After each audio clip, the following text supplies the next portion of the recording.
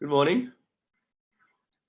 So often, when we do webinars and contact hours, it's so nice to see everybody. We get this experience every week. You get it every week. I don't get the joy of this. They can be like a lecture, right? So the aim today is to talk, actually, and we'll give you some information too. But it's a tricky time, right? There's a lot of uncertainty, and that's difficult. Almost everybody I know in business, in any type of business, whether they're a solopreneur or they're a personal trainer, friends of mine that have like $50 million developments going on, some friends who are even like a friend of mine that has a grocery business, delivering stuff to Coles and Woolworths in Australia, which are the two main retailers. Business is completely affected because they're only taking what they consider to be, I guess, like the urgent stock. So he has like $5 million worth of stock on a deck somewhere, and he can't get it into stores. So, there's a lot of people in different types of business having a tricky time. Totally. It's a really common thing. And then what starts to happen is we imagine, that money just suddenly disappeared and there's no money for us. And we might be having the experience of like people not paying, or clients maybe canceling, or the routine that you had that felt really set and stable is not, and safe is not there anymore. And so then we have all these feelings and it makes it really difficult. So I just want to acknowledge that each of you are going through something, and it's different to what I'm going through and Hattie's going through, but it's a real experience. And it's important just to name that sometimes to ourselves and say, hey, this is really challenging and it's a bit scary. But I do want you to know, I don't know, I'm a strange person, but one of the things I feel, like obviously I'm really upset that there are people who are dying and who are ill.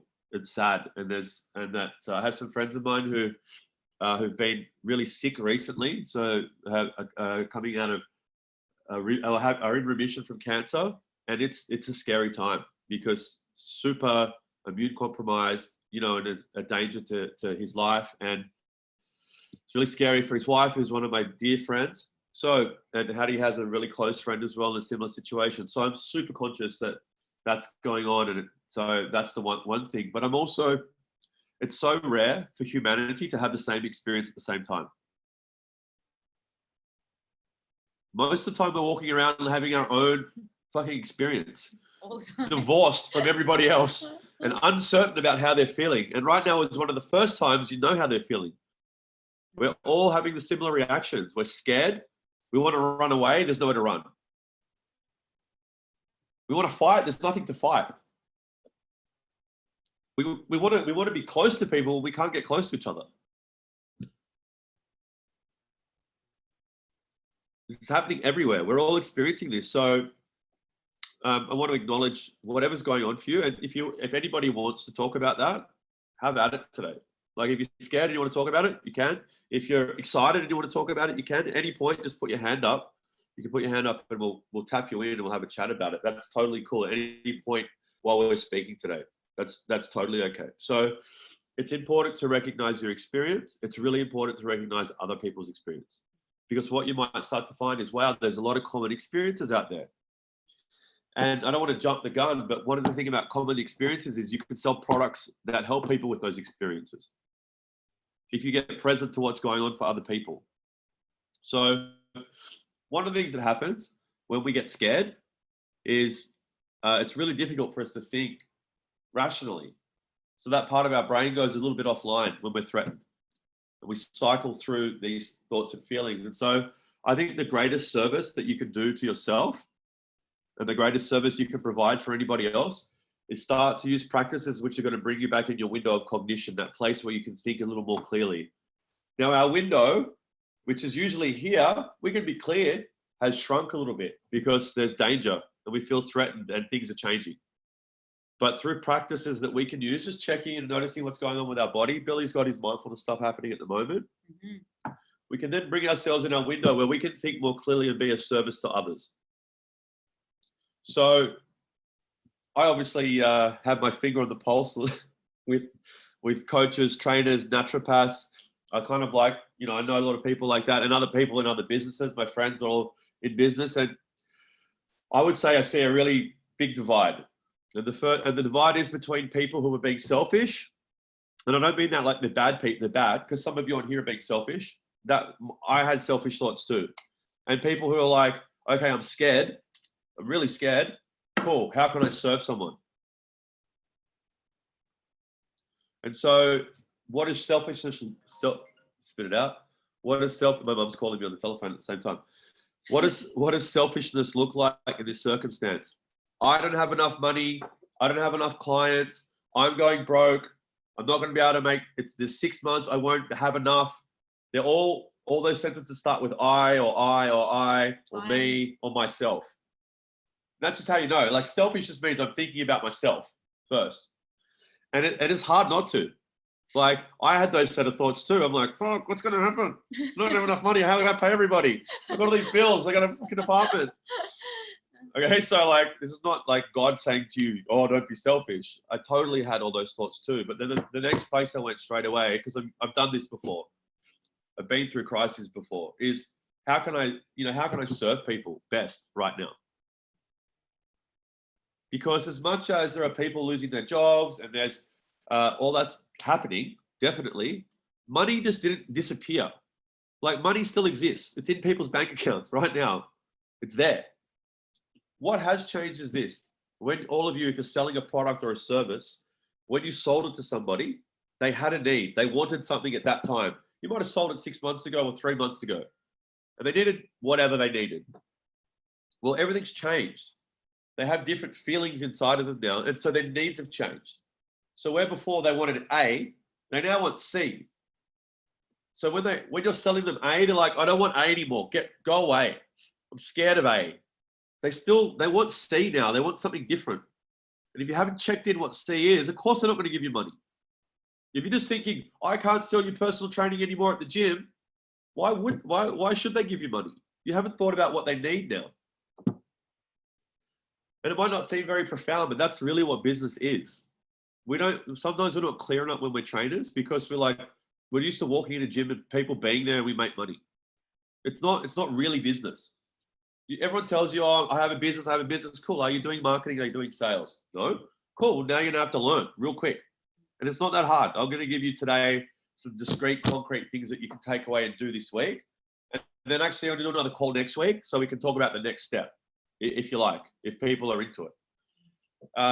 So a couple of pieces there. Let's just take a few steps back and just refresh what we just said. So all of us, when we get scared, have a hard time thinking clearly. It's how our brain works. You're not the only one. You're a human being like me. And if you're like me, the first thoughts you had were quite selfish. I won't have enough money. I won't have enough clients. I can't pay my bills. And then I'll die and I'll be living in a garbage dump and I'll have no food to eat and I won't be able to drive a car and no one will love me and I'll just be crying dead on somewhere on the ground. And then when I pulled myself out of that pit, I realized, I'm like, well, look, no, that's not going to happen. I'm going to be resourceful. So if you're having that moment and it's still been going for you, that's okay. It's scary. Like, I'm scared for my friends. It's my 40th birthday next weekend. I was supposed to have 30 people come to Bali. And we were going to do like ice bars and breath work. And my friend was going to give a talk on gut health. And Hattie was going to talk about being a world champion and all this cool stuff. And I was like, you know what, fuck it. I'm going to Bali on my own. I don't care. And then I got, present to, well, it's not about me. Like, I'm super healthy. But, if I get coronavirus and then I give it to my friend Cheryl, and then, she gives it to Fred, who's just had his cancer treatment, like Fred's going to die. And I'll never even know that was my selfishness that was a part of that. So just took a few steps back from coronavirus and went, oh, what am I here to do? I'm here to serve people.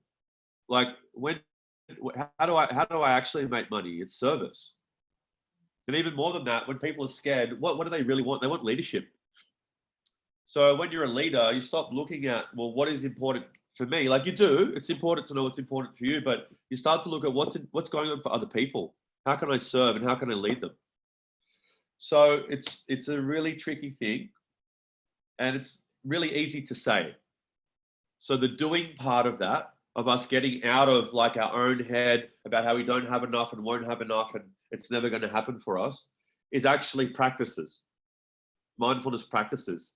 They allow us to calm ourselves and come back into our window of cognition where we have the access to all the training that we have. When we're flexible, when we're funny, when we can learn. But if we're out of our window, we're either hyper aroused, like super aroused, like, or we're low arousal, like, Emotion. So hyper arousal emotions are anxiety, very high energy, and then hypo, the opposite is like depressed, sad, lethargic. resignation. You know, the resignation that you hear people saying, like, oh, it's all, and we all say it. We all do it. Oh, it's all going to go to shit. This thing, it's not going to work. If we're in either of those brackets, very hard to think clearly. So the practice has become really important. I'll give you an example. So last week on Wednesday, I woke up really early. Like I usually wake up around like 5:45, but I woke up at 5, which, you know, like when it's dark, it's annoying, right? You're like, fuck, I'm up for no reason. I could have used that extra half, excuse my language. That's how I felt at the time. I was reliving the moment. So I did all these various things, made a bone broth and like whatever you do at 5 o'clock when you're trying to kill time. And then we run everything on It's Sportsman Project on apps. So I'm checking all these various apps. Like I look at all these stats, statistics, and check everything, all the things are working.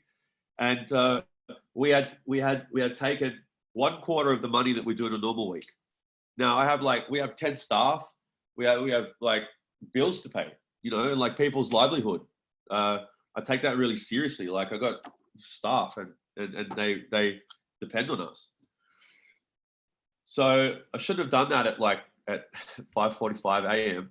because it's like Thursday and I'm like, oh my God, I have to like find 10 people's wages in the next 2 hours. Like, and in my mind, I was like, that's okay. Like, I know what to do. I'll do this, this, and this. I had to go to the gym and do my training session, do gymnastics. And something in my system said to me, oh, why don't you just meditate quickly before you go to the gym? And my friend Brooke, my bestie, was next door, and I had to meet her at 6:30, and it was 6:05. And I was like, oh, I don't really have time to meditate. Like, if I don't do 20 minutes, it's not worth it. You know, you do all these things so that you won't do things in your head. And so instead of that, I was like, you know what? I'll do 15 minutes of meditation. So I just turned the app on, and the man starts talking with his lovely British accent, and I just I realized my heart was racing. I was like, I actually felt blood going around my head. I was like, my thoughts were just all over the place of all these things I had to do to like find how I was going to pay everybody. And it probably took, you know, it's hard when you're meditating to know what time is a little bit, but it felt like 10 minutes of the 15 minutes was me just even vaguely being able to bring my focus to not be like, oh, we're going to die. And like, everyone's going to hate me. I'm a bad person. And the government's going to find me and all these different things. And then I really got present. So I was like, wow, I didn't know that's how stressed I was from just checking those apps at 5:45 a.m. I had no conscious awareness of that. I thought I was clear. And I'm like, I've got a plan for today. I'm going to do this, this, and this. My plan, excuse my language, was horseshit. My plan was based off fear and anxiety. It had no use to me whatsoever. So I meditated, I went and did my gymnastics session, and then I came back and I just solved the problem. But I can only do that because I was fortunate enough to get clear that I'm actually super stressed out here. You know, like I'm not in my normal right frame of mind. And so, you know, that's a long-winded story, but it's just want to demonstrate, like I'm going through the same thing, Hattie's going through the same thing, everybody on this screen, all of your friends and family are having that experience.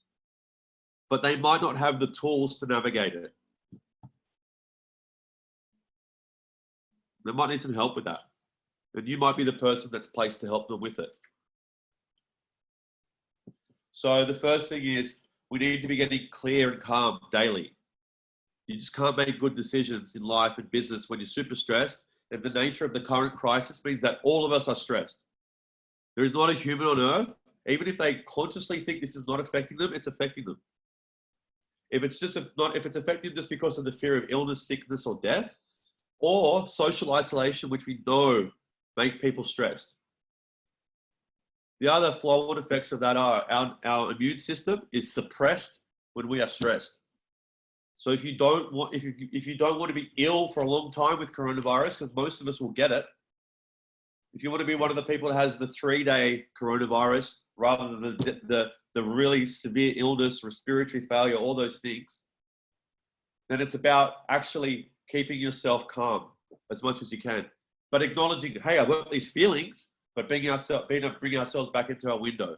So for your own health, and then also so that we can serve others. So let's get that. Do you have anything you want to add to that, Hattie?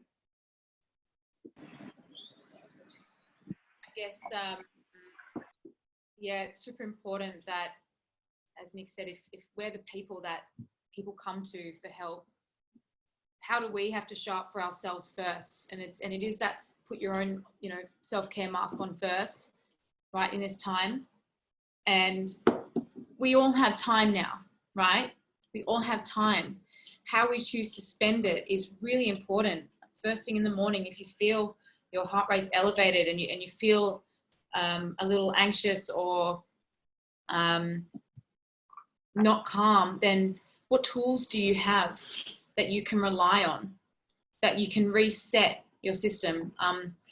Mini story, last Sunday, I woke up and I felt really quite agitated and had a heap of work to do on Sunday morning.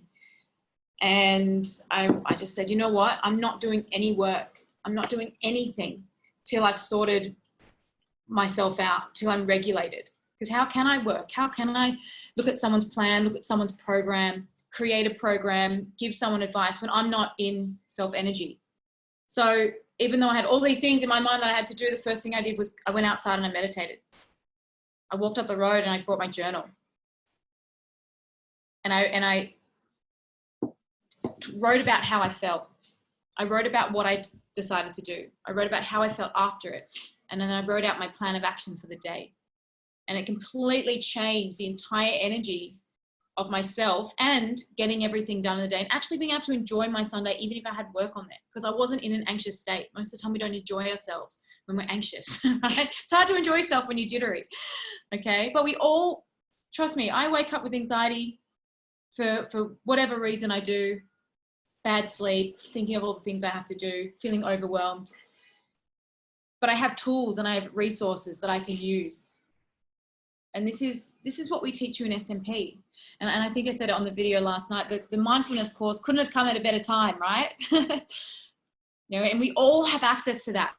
Now it's just about us putting, setting the time each week for that, because it's important. It's really important. Your energy is important. And as Nick said, what people need right now is leadership. And every single girl on this call here is a leader in some way, to someone, to some people. And so I just want to speak to that part of you that said, I'm not a leader. Like, that's for somebody else to do. I want to guarantee you, just by virtue of the fact that you're here, we talk to like thousands of people on the phone each year. And most of them, like, just so you know, like, well, what are the statistics? I love this one, but what are the statistics? I think 8% of people exercise regularly in Western countries, like in America and Canada and Great Britain and Germany. I don't know what the stats are in Asia so much, but I know that's the case in the developed Western countries. So that's what, 7 or 8% of people are regularly exercising. Around half of them are just walking.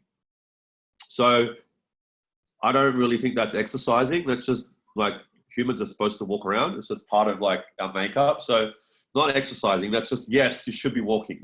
Okay. So let's say it's 4%. So that's 1 in 50 people. Is that right? No, 2 in 50 people are like exercising. And most of them, if you've ever noticed, are doing stupid things. And they're not really taking it like very seriously. It's great. Like, I'm happy. Every time I see someone exercising, I'm like, that's so much better than the other option, which 93% of people are taking. And then of those, like, what are we left with? 2% or 3% of people, like, of the whole population. Most of them, they're doing it. I mean, if they're guys, they're doing it mainly stupidly. Like, they don't put any thought into it and they don't really make any progression. And then it doesn't work for a long time and they just keep doing the same thing over and over again, because we all think like whatever we think is correct. So when you guys come to us, you're really like this very rare subset of people who are like, I want to live the type of life where actually get better at stuff. I want to live the type of life that's super honorable. Like I want to, that's how I want to be. I want to focus on like what I eat and how I train and what I think. It's super rare. Just by virtue that that's what you've done. And then you went and spent money on it, like a lot of money. We're conscious it's a lot of money. So, you know, how do we show what's important to us? Like what we focus on, what we spend our time on, what we spend our money on. Money is the least, but like it's really super important. You are, by just virtue of that and also how you show up in these spaces, like leaders. Wait, I have a mouse problem. Hold on. Yes? Hold on, I'm going to put you on in a second. We've got technical difficulties here. I've got to fix this mouse problem. Kaylin, did you want to tell us something? Yes. Hi. Hopefully it's not too windy. Can you hear me okay? Okay, good. Something else I wanted to add about what you guys teach about diaphragmatic breathing is also really helpful during this time because it strengthens people's respiratory system and you can actually recruit more alveoli in the bases of your lungs and can really improve outcomes with people who end up getting coronavirus. So I wanted to add that as well. Another really good Thank you so much for sharing that. Could you tell us again? Can you say that again? Yes. Can you tell us again? Yes, so by doing the diaphragmatic breathing, you're actually recruiting more of your alveoli at the bases of your lungs. That's actually where most of the blood flow occurs, is in the bases right down here. And so when you recruit those air sacs, you're improving your overall respiratory system and strengthening those lungs, your intercostal muscles as well. And so it's really gonna help with outcomes in case, you know, God forbid, any of the girls come down with coronavirus. It's really an awesome tool as well. Let's all take a massive deep breath right now into our diaphragm. Diaphragm, Shui, diaphragm. Yeah, she said, I was like, oh, it feels good. It does, thank you. It does. Yes. I appreciate it. I also appreciate the spirit that you shared that with. Yes. That was really beautiful. Yes. Thank you. Thank you. Amanda? Hi, actually, I just want to share with you guys as I work in sports retail, and it's really amazing that being in Hong Kong, we're kind of like a month in advance than the situation in Australia or other side of the world. Yeah. So don't worry about the fitness thing, because what I saw in our shop is that people still come and buy stuff after 2 weeks of staying at home. They get bored, and now they realize that they need to work on their health. And so our fitness department is still growing. It's like amazing. And people start buying home equipment and stuff. It's just mind blowing. It's like we thought that money is gone and no one is going to do anything again, but actually people are investing even more in their health. And about the sleep and like we're all leader thing is that our boss and my leader myself, she's super stressed and she couldn't really sleep for a week already. So I try my best to help her, to ask her to do the breathing meditation thing, and then give her some vitamins, trying to force her to take something. It's like, please do that before you sleep. And she actually did that once by joining a real meditation class, finally trusting me. And she said she slept like a baby that night. And afterwards we came over. I love hearing that. See, you girls have the most amazing tools. Amanda, yes, actually.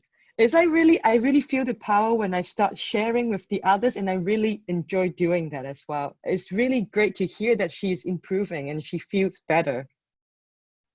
Amazing. Again, I just want to thank you for the spirit that you shared that with. Yeah. I don't know, did everybody else get a little lift from that? It was super cool. Oh my God. Thank you. And the content of that is really important to focus on, because people do get bored very quickly and they want to do something.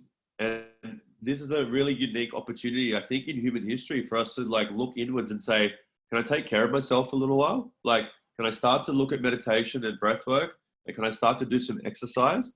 And can I eat better? Because I'm at home, so I may as well cook something. And so I think what Amanda's saying is really powerful. Once we get past the really freak out start and it becomes a new normal, people are like, okay, what am I going to do with all this time? Like, really, what am I going to do with this time? And the first thing a lot of people think is, maybe I should do something with my mind, and maybe I should do something with my body and what's available to me. So thanks for sharing that. And also, you know, we have these values in the Sports Model Project, and one of the last value, really the one that we want to ascend through all the others too, and to experience, is to be, you know, a leader in our communities, in our families, in our workplaces, in all of these things. And that's such a beautiful example of leadership. We imagine leader is the person with the badge. No, the leader is the person that like moves the cause forward, whatever that is, however they do that. And what an amazing example of leadership. Sometimes like really powerful leadership is being like, I like the way it seems weird, people are scared of packs, but like wolves lead, like the dominant wolf is at the back, making sure that the ones who are struggling stay with the rest of the wolves. You know, and I think that's a really it's, you know, it's an animal thing, but there's something very powerful in that idea that we don't have to be the one at the front with the badge to be the leader.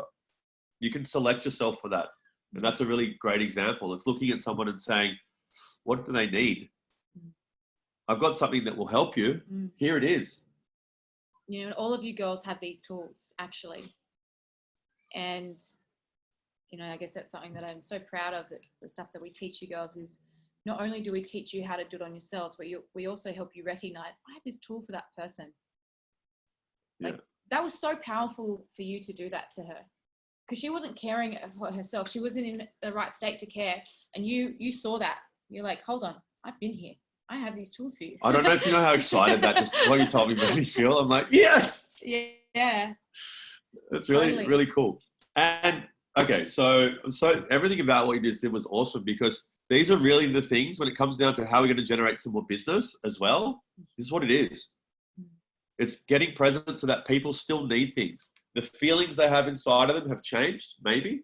So the products or services they want might have shifted, but they still need things. And the very same people that you were serving 2 weeks ago in one context now just need something else. If you're the person that they trusted previously to provide them with a service or a product, they still trust you. They just have a different need now. And so your job right now as a marketer, because this is what marketing is, it's understanding people's needs and communicating that to them. People have like associations with marketing that it's always bad. It can be. It's not. It's communication. It's finding out what someone needs, really understanding them, and then communicating, hey, I know what you need, and here I have something that could help you. So our job right now as marketers, business owners, leaders in the community, actually, it's the deepest work, which is finding out what's going on for people and communicating to them, hey, I get you. Not only do I get you, I've got you. There's something I can help you with.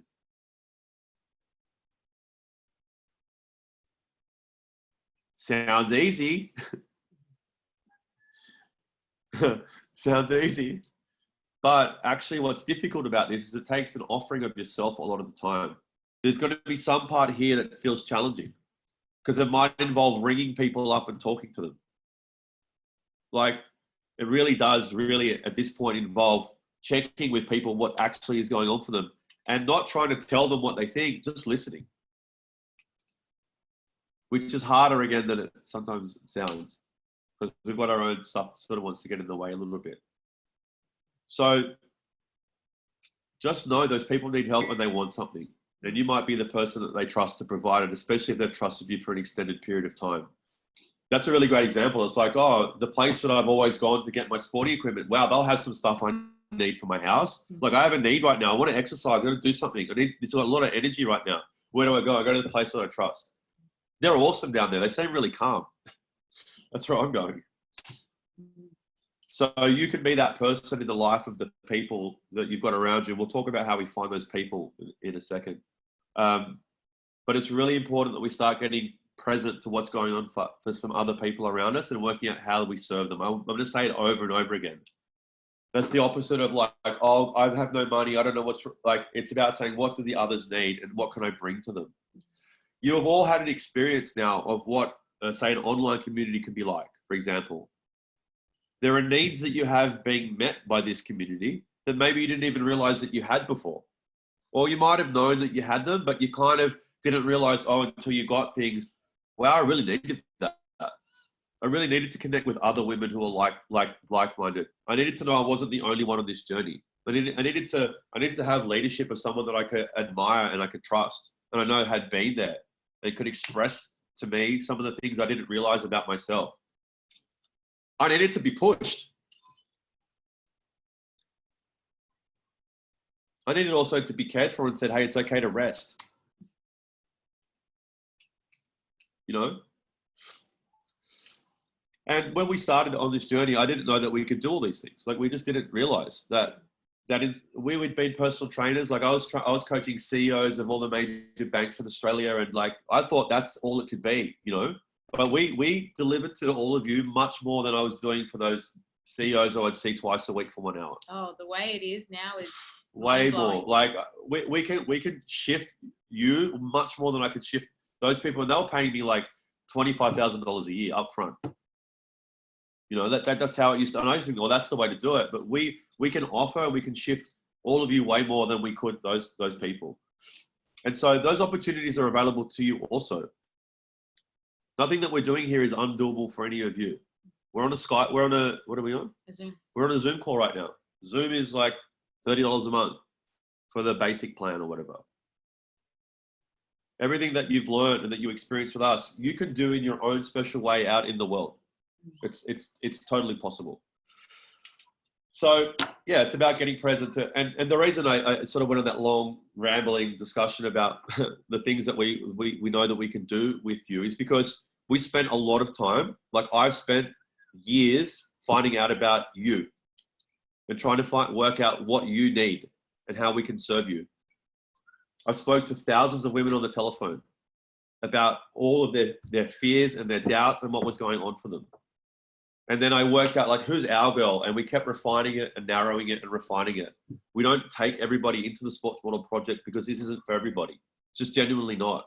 It's for people like you. The special ones, that's who we serve.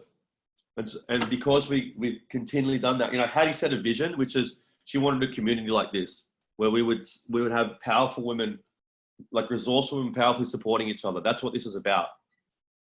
And then I went in the trenches and just found all of you and refined it. And then we keep checking in, like, are we doing, like, we spend our whole life questioning, are we doing enough for you? Like, what else can we do? When we got together the other day on a call, I was so proud of everybody in our team back here because the question wasn't like, oh, my crazy freak out in the morning. Hattie's first thing was, what can we do for the girls? Like, how can we help them? The Cat got on the call and was like, so what are we going to do for the girls? Like, there's a lot going on for everybody. And I was really like super proud of that. But I know you. I don't know all of you as persons like I used to know everybody personally because I was doing all the calls, but I know you. And I know that's who you can be in the world as well. That's what this is about. You know, the last value is go into your community and take what you've learned here and spread it. Doesn't have to be what Hattie says. It can be, totally, if that applies to you. It could be, but it's what you want to say. And maybe you do it some of the ways we've shown you. And it can be some of what Hattie says, because that's part of maybe you now, because you've learned some things that resonate with you. So, you know, it's about getting present to what the other people need. Let's talk about how we could do that. Has anyone got anything they want to say, by the way? Chat. Okay, cool. There's some practical things here. So just after this call, I'll pop up some of the stuff that we're talking about so that you can see the resource later. So if you're worried that you didn't catch it or whatever, I'll put it in like point form and I'll give you some web links so you can check stuff out. So the most important thing is leadership. First of all, we can be leaders when we're coming from that place where we're in our window of cognition. So that's the first most important point. The second one is to start talking in your community to your boss and saying, hey, you haven't slept for a week. I've got this thing that can help. It can be that size or it can be 10,000 people. It can be whatever size you want. Pick the scale that you want to work at. It's totally fine, whatever's comfortable for you. Actually, I take it back. It should be a little uncomfortable. If it's too comfortable, not big enough, just a little bit uncomfortable. Because sometimes going to your boss and telling them, hey, there's this thing you should do, really uncomfortable, right? Like it is. Telling your boss what's what is hard. So I recognize the discomfort in that, Amanda. And I want to, maybe we can use that as an example, actually. So it should be a little uncomfortable. And then start talking.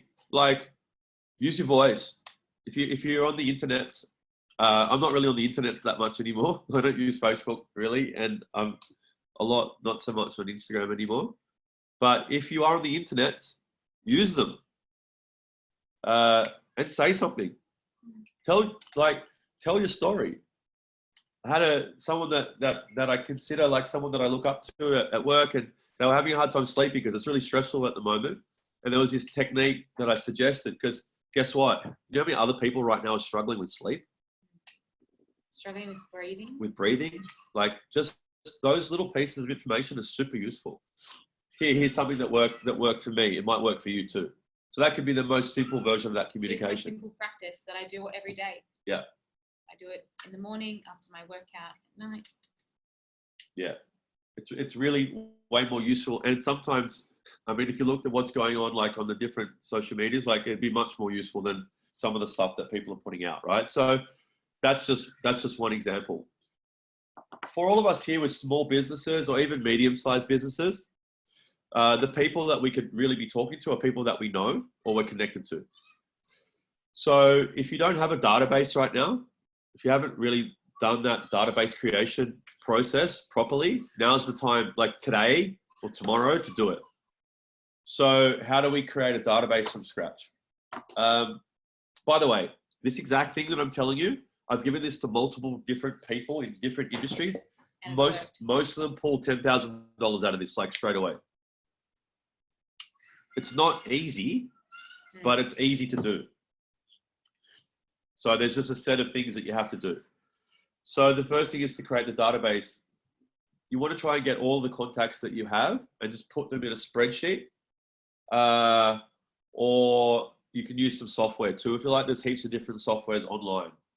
But if you want to start, you can just start with a spreadsheet. And so if you're on Gmail or whatever email system you're on, just export the list of your contacts and put them in a spreadsheet.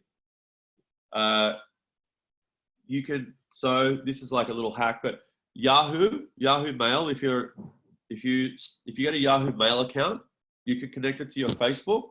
It will give you all the email addresses of everybody who has their Facebook that you're friends with has listed their email address on Facebook. You can export the list and you can add it to your spreadsheet. So again, Yahoo Mail, you join Yahoo Mail, you can connect your Facebook to Yahoo Mail, and it will extract all of the emails of your friends on Facebook. So that could be for some of your 1,000, 2,000 people. So add that to your email, the email friends that you have. So they're people that you know, right? This is not like going and buying a list of random people and then emailing them. I wouldn't suggest doing that. So they're friends of yours, they're contacts that you have, just put them in a database. Next up, so that's kind of what I would think of as like everybody you know. Next up, if you're in business or you have been in business previously, make a list of all of your ex-clients and like all of them. So every single one for the last 10 years, put them in a list. This list of people, make sure you've got phone numbers for them. So if it's all over the place, do the work of connecting the name, the email address, and the phone number in the spreadsheet. Just get every ex-client, highlight those people. Next, a list of your current customers or clients, or even the most recent ones, maybe that canceled or whatever's gone on. Put them in the list as well. So I'm just going to step through that all again. Collect every email address that you have from your email accounts, from your social media if you've got access to it. If you've got a Facebook, you can use Yahoo Mail to extract those emails. Collect all of your ex-clients for as far back as you can remember, put them in the list. Highlight the ex and current clients. Find phone numbers for as many of those people as you can. This list of people are people that you know. We mistake what influence is. For whatever reason, people think that influence is something to do with Instagram. If you have more Instagram followers, you have more influence. But actually, the larger the following, the less influence you have. The narrower the following, and the more that they know you, the more the interpersonal relationship exists, the greater the influence. If you have, let's say you have 1,000 people, this is what, and the internet is a network, right? It has network effects. So if there's 1,000 people that you know, and they all know 1,000 people, that's a network. You don't need to have a million followers on Instagram. You have 1 million people you can influence just through the 1,000 that you know, literally. That's what most of these like network companies, these internet companies, that's the whole business model, is that 1,000 people with 1,000 people is a huge following. You don't need 1 million followers on Instagram. If you can influence the 1,000 people that know you, even like tangentially, it's all you need. There's a really great piece of work on the internet. It's like 10 years old by Kevin Kelly called All You Need Is 1,000 True Fans. And the basic idea is you just need 1,000 people in the world who are your raving fans. They love everything you do, really love it. And you can just live off that for the rest of your life. So this could be the start of something. If you're in any kind of business, like right now, just doing this process can be the start of something that an asset that will sustain you for the rest of your life. It sounds crazy, but that's all it takes. Send 1,000 people to give you $100 a year, done. Like you've got a nice lifestyle. Or 10% of those 1,000 people, so it's not that hard, 10% of the 1,000 raving fans to give you, like $2,000 a year. Because you've worked out what they need help with and they want to buy the product. So you all have, like nothing I've said here is outside of anybody's power. Collect the database, read the article. It's really makes sense. So Kevin Kelly was the editor, I think, of Wired. Wired magazine's like a big magazine about the internet or computers or whatever. He's a very clever guy. So please read it. Like right in this exact moment in time, it's really meaningful. One of the things that's happened over the past, like say 10 years or 8 years, is that people, like a whole lot of people started to figure out that you can make money by doing Facebook ads to people and selling them stuff. But they don't really understand marketing, which is you have a problem and I can help you with it. So that group of 1,000 people, you probably know about them. I would go through the list and just try and work out, who are these people? Like, what do I know about them and where do I think they are at the moment? Like, what do they need help with?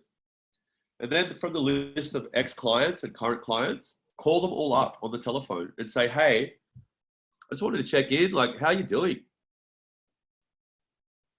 Like, what? I know it's a pretty scary time at the moment. I was freaked out last week. I just wanted to check and see, like, how are you?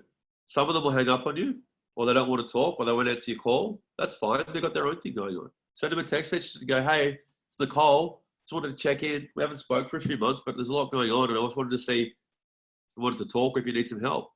And then do that for all those people. Like right now, people are alone and scared. And they want leadership. You know what a leader does? They check on all the followers.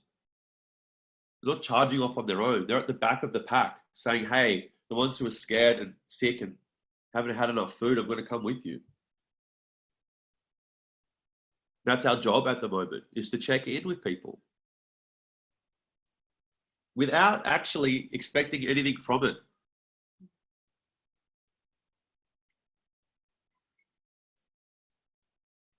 Just that act of service though, things will come from it. You start talking. Well, actually, like, I'm really worried. Like, I've already put on some weight and like, I'm going to be stuck in this apartment. I don't know what to do. You know what? Like, I can help you with that. Are you interested? Something that's even like really important from that is you'll get an understanding of what people need. Yeah. The more people that you speak to, all the different clients, checking in with them, there might be a similarity, but there also might be a difference. And you can start to collect that type of data. Like, well, what is something that's showing up for everyone? What skills and tools do you have? How can you create a service for that? How do you speak to that fear that they have, that discomfort that they have? And let them know, hey, I've actually got something for you. Right? I think there's going to be something there's going to be similarities and going to be differences. But you'll be able to create something from that, and you'll be able to speak to them, particularly when it comes to having to market, because you are going to have to do some marketing at some point, right? You've got to grow your business. The thing about personal training is if you're not marketing and if you're not selling and doing sales calls, you haven't got a business. And now might be the time that you actually develop a fucking business, which is so exciting. Yeah. You know, just a quick sorry. a book that I absolutely love, and I've said this over and over again, it's always in the reading list. It's The Obstacle is the Way, and it talks about some of the when there was a whole lot of recessions going on, and how some businesses boomed. They saw it as an opportunity, right? People can see this as oh my God, I'm going to lose everything, or what do I have to do to adapt to the situation? And like I said last night, humans are incredible at adapting to any circumstance that we're put under to survive and thrive. Right? We are incredible at doing that. That's what makes you powerful. That's what makes me powerful. That's what makes Nix powerful. Right? Because we're human beings. We can become resourceful. We have resilience, and we sure as hell have grit. Okay? This might be an opportunity for you to reevaluate your business and create a business from it. Yeah, it is. That was the exact example I was going to use, Hattie. Well played. But so you see, out of recessions, that's where a lot of businesses that do well over the next 10 years are born, basically now. When things get difficult, this is where it gets born, because the people that are able to reassess and say, what do people need right now? If in this time you become somebody that people trust, like when it was really difficult and you were there and present and you showed up and said, hey, how you doing? Can I help? And then you checked in a week later, hey, how you doing? Last week you seemed like, are you feeling better this week? Can I help? And then they decide, yeah, I would like some help with I'm having trouble sleeping. Cool, I got this little group I'm running. It's online, and I'll help you I'm just going to teach you some of the stuff that I've learned that's really working for me. You jump on a Zoom call with us and we do our meditation every week, 3 times a week. Oh, that sounds cool. And then they do that with you and they develop trust because at that time you showed up and then you helped them with something. And in the future, there's more things that they would like from you. And that's how a business is born that serves people. So we all have access to that, totally. So we get on the phone and we call some people up, and which will be uncomfortable. I could feel the little flickers when we said call people up and talk to them about what's going on. And then I saw some excitement too. You know, there's sometimes it's 3 reactions at once, right? One part of us is like, I've got to talk to people. And then the other part's like, God, I'd love to talk to some people. And then I saw other parts go, wow, I should have called her. She needs a conversation. So we're all having that all the time. It's okay. It's like super normal. You have like conflicted responses to all this, of course. There's a lot going on, you know. So we get on the phone and we just check in with everybody. In fact, depending on how much you would like to solve this problem for yourself, I would make a list of the top 100 people that you can speak to, that you have phone numbers for, and just call them up. Just go, hey, what's going on? It's a crazy time at the moment. Now, your mind probably went to, oh, people won't pick up. They'll be too busy at the moment. Everyone's sitting in their apartments. Like if you're ever going to call people and say, hey, what's up? It's when everyone's locked in their houses. Like they're there. They've got nothing to do. They're just on Instagram. They're wasting their time. Call them up and say, hey, how you doing? Oh, you're on Instagram? Oh, how long have you been on Instagram? 3 days? Wow, it seems like you need something to do. Yeah, but I don't know what to do. Oh, cool. I got this group. We're doing I do like a workout class on Skype with all of my friends. It's awesome. And then we do meditation twice a week. So it's like Jane Fonda in the 80s, but we're on Skype and we all talk to each other and we have a laugh and then we actually have a proper workout. Oh, that sounds all right. Cool. Yeah, it's $60 a week. You want to join? Oh, I don't know. I don't have enough money. What are you spending money on at the moment? You're not going to the gym. Like, you're not going out. You haven't bought any clothes. You're not going on holiday. You're not going on holiday. Like all the things, this is the other thing. So I wanted to get to this. Everyone assumes no one has any money. You have to understand everyone's disposable income just went up. So no holidays, no alcohol, like much less alcohol, not going to restaurants, all the things that we used to spend money on, disposable income, they've kind of dried up. And those industries are struggling. Hospitality's finding it hard. Tourism's finding it hard. Like airlines are finding it hard. But that money that they're not getting hasn't disappeared. It's now in people's bank accounts waiting to get spent. So the story, the public story that all the industries are failing and there's no money, the money still exists in people's bank accounts. Not everybody has lost their job. So like, even if this is the worst recession we've had in Australia, for example, it's different in every country since like, when was the last one? 1994. 1994 was a really bad recession here because we floated the dollar.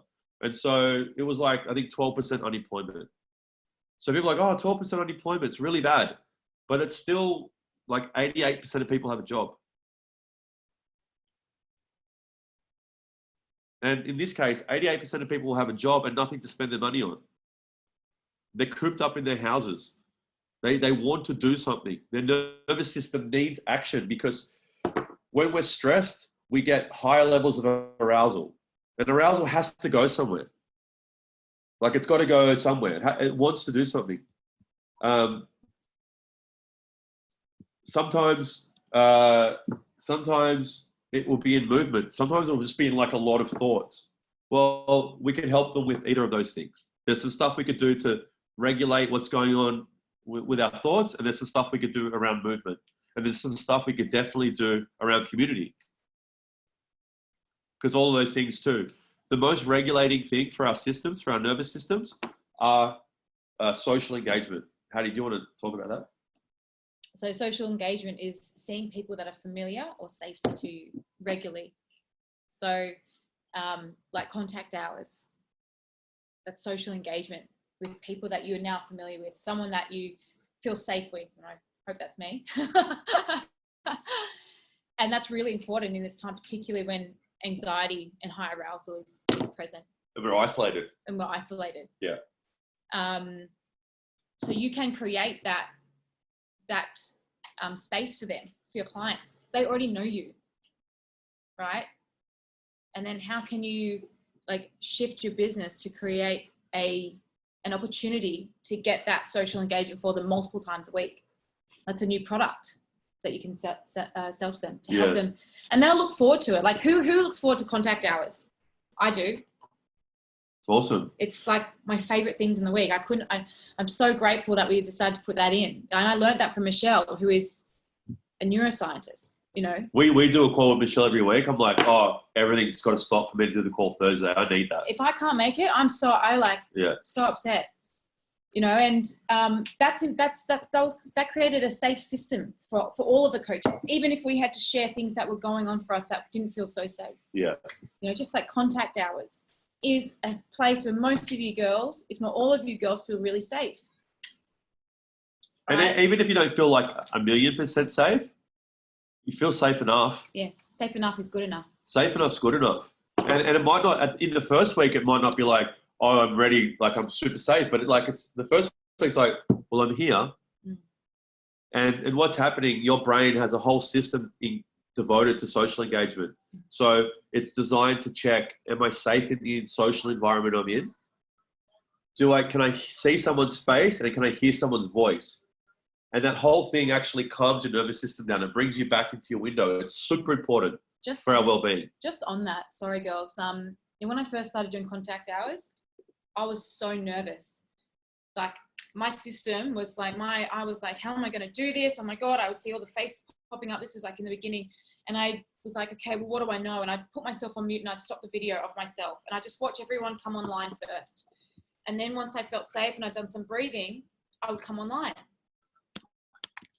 You know, so like if you girls are going to be creating this space for yourself and for the first time, you're the leader of that space, what do you think you have to do for your system? Make sure you're okay. And this will be something, right, that you're going to learn to do over time. And you can use those tools like breathing,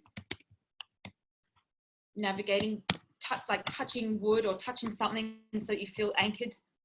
And when you feel ready and comfortable, you can unmute your phone and you can put the video on, and you'll come to the party, and you'll start to talk to your clients, and you just get, you know, we get good at anything we practice, right? So yeah, I feel I've got ways of regulating myself now because I've experienced it so many times, you know, jumping on the calls. But in the beginning, it was really nerve-wracking, and I'm sure when you girls if you girls start to do this kind of thing, which you most probably will, like it's the only way really to do some social engagement at the moment with your clients, it's going to be a completely new skill for you to develop.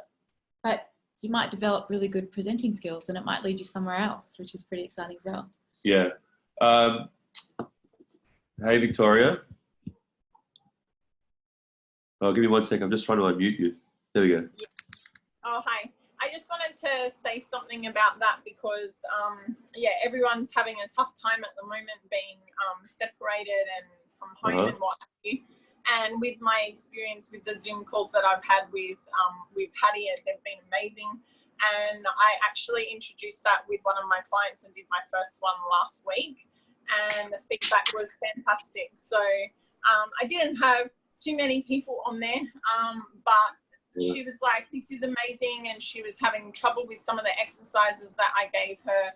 And so I said, oh, look, show me what you're doing.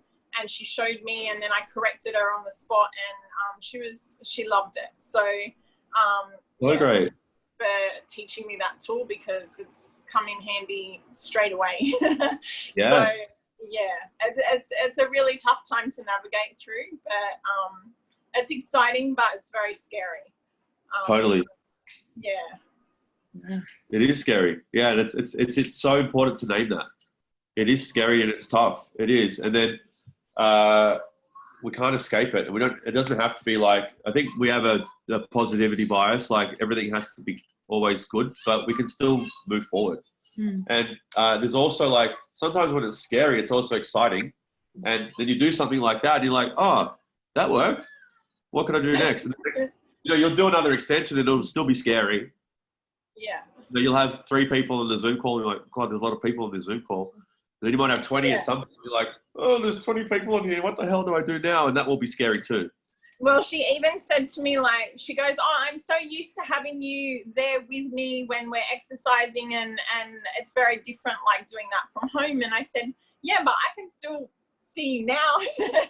So I said to her, look, show me what you're having trouble with. And when she did that, she's like, oh, that's just like having you right next to me. So it made me feel really cool because, being there for my clients is important, but, like having that one-on-one interaction in person compared to being separated, it's a whole new learning curve for me. So, yeah, I was really glad that I got out of that call those things, and she highlighted some things that she needed help with, and I actioned that straight away. So yeah, It was fantastic.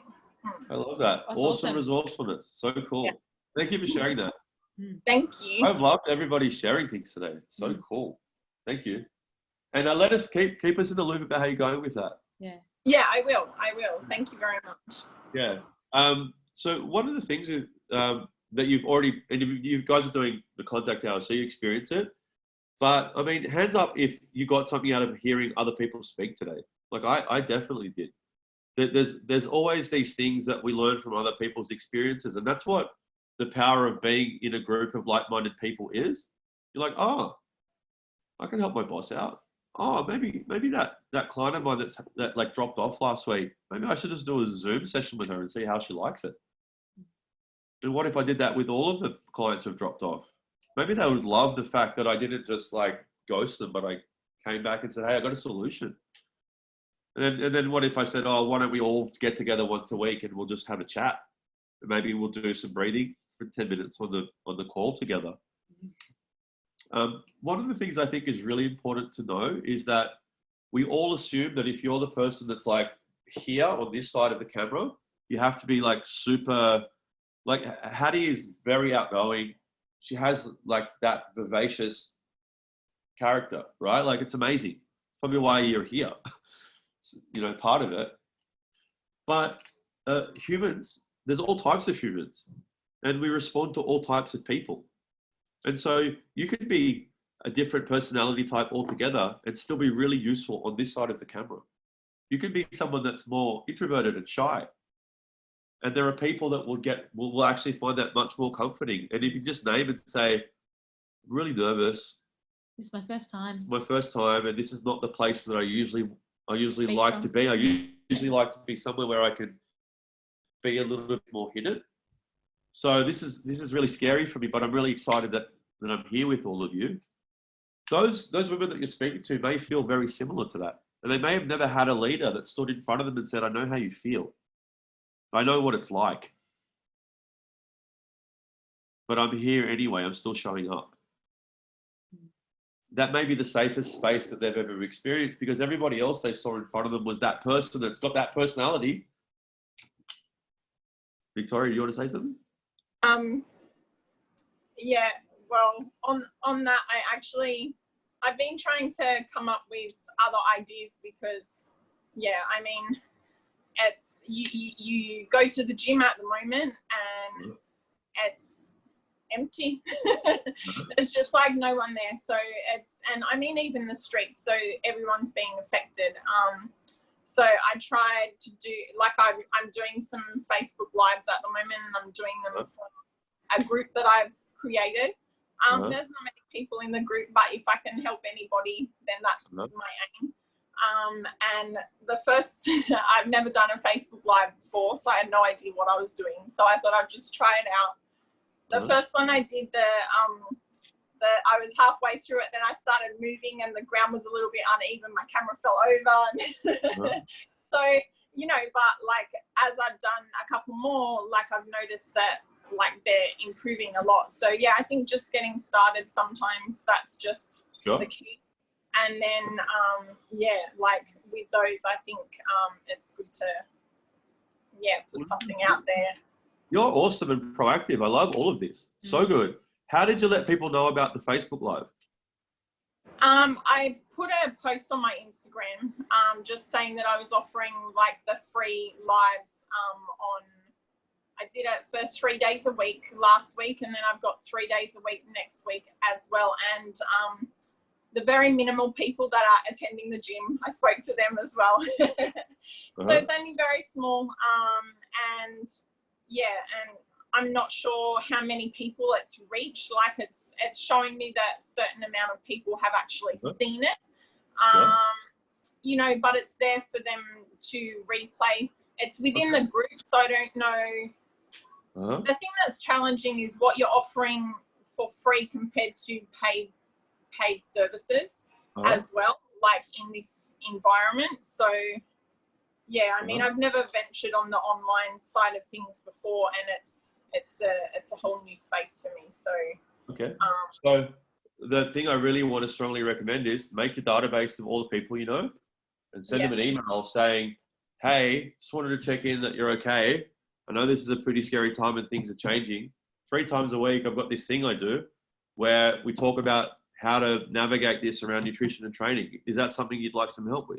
Here's the link to my call this week. And then every time before you do the call, go, hey, one of my calls are starting today at 2 o'clock. Do you want to jump on?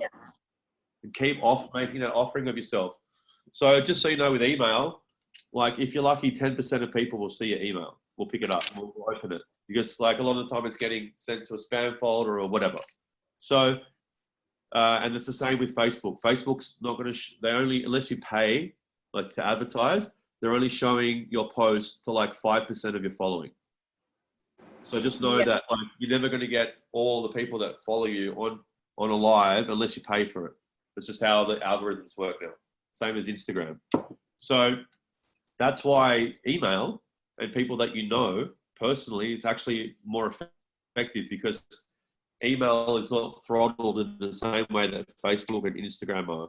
We've all been trained by Instagram and Facebook. So Facebook's a large company that it's a media company, the largest media company, well, second largest media company in the world after Google, who produces none of their own content. They've trained you and me and Hattie to produce content for free with no idea of how you're going to make money out of it. And they don't allow you to have a direct relationship with your customer. So you can't actually contact those people that watch your video. With email, you contact everybody. You have a direct contact with them. So don't allow yourself to be trained by Facebook to produce free content for them. They've told you that's what, everyone just says that's what you're supposed to do. Why? So I would do that because it's great to put stuff on Facebook, but also contact directly people that you know. Like nothing more powerful than a conversation. This is much more powerful than if I wrote this down and made it a post on our Mighty Network. Yeah. Like we're talking about it. We can go back and forth with each other. You can see that I care about you and I want you to do well. And they will see that too when they get to speak to you. So get on the phone, call some people up, make the list of 100 people, the top 100 people to call. Don't call them with an expectation that I need money. Just call them to see how they're doing and if they need help, say maybe I can help you with that. Would you be interested? That exact line I said, use that. Okay, cool. I can hear you need some help with that. Like, if I can help you, would you be interested? If they're interested, tell them what you can do for them. Yeah. I'm gonna next week, around next week, just working the details out. How do I work with a business coach? I love female leadership, so I've been working with a business coach for like 5 or 6 years, Leela.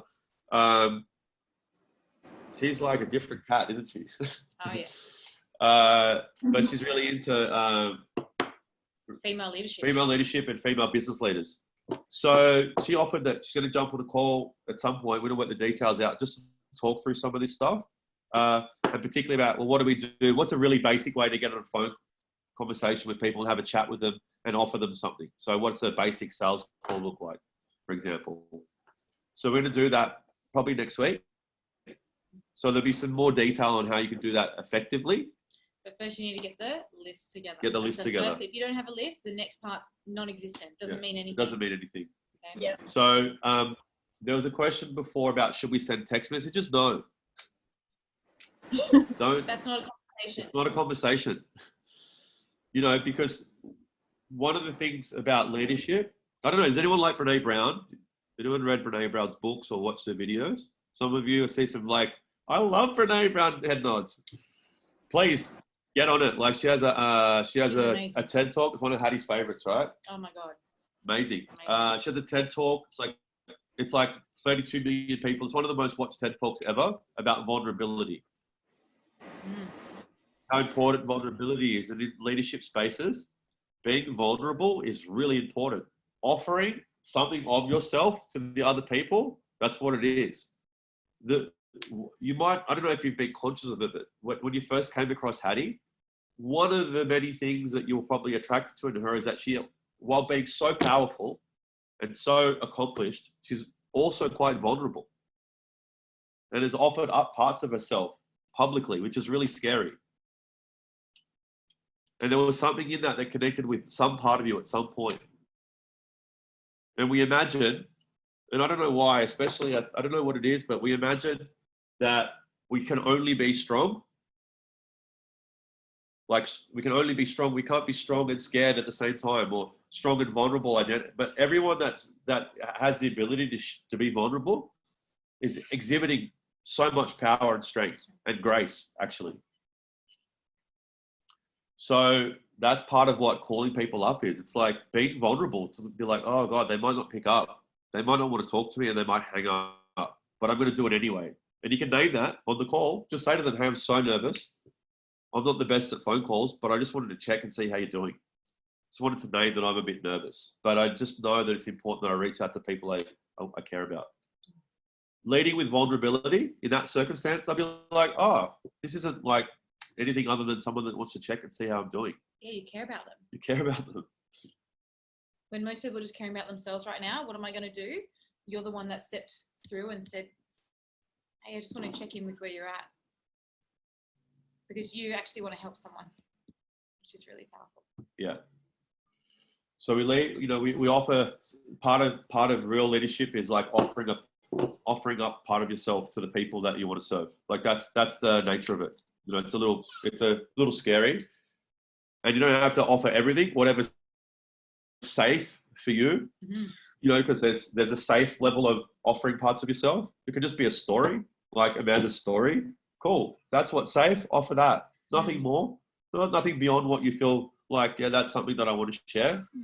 I don't think like everybody thinks you got to share everything. That's also the other side. No, just a little bit of yourself. Even if it's just like, hey, I'm scared to do this phone call. Hey, I'm scared to do this Zoom. This is challenging, but I'm excited. Just name your feelings for them so that they know. Okay, so create the database, find the top 100 numbers, and just reach out and call some people. If you want, just call the ones who are easiest first. Like you got to have more of a relationship with. with. People you've spoken to most recently. Yeah. That might feel safe, right? And then once you get on a bit of a roll, you can start to explore Yeah. people that you haven't been in contact with. But I often reach out to old clients and I just say, hey, how are you?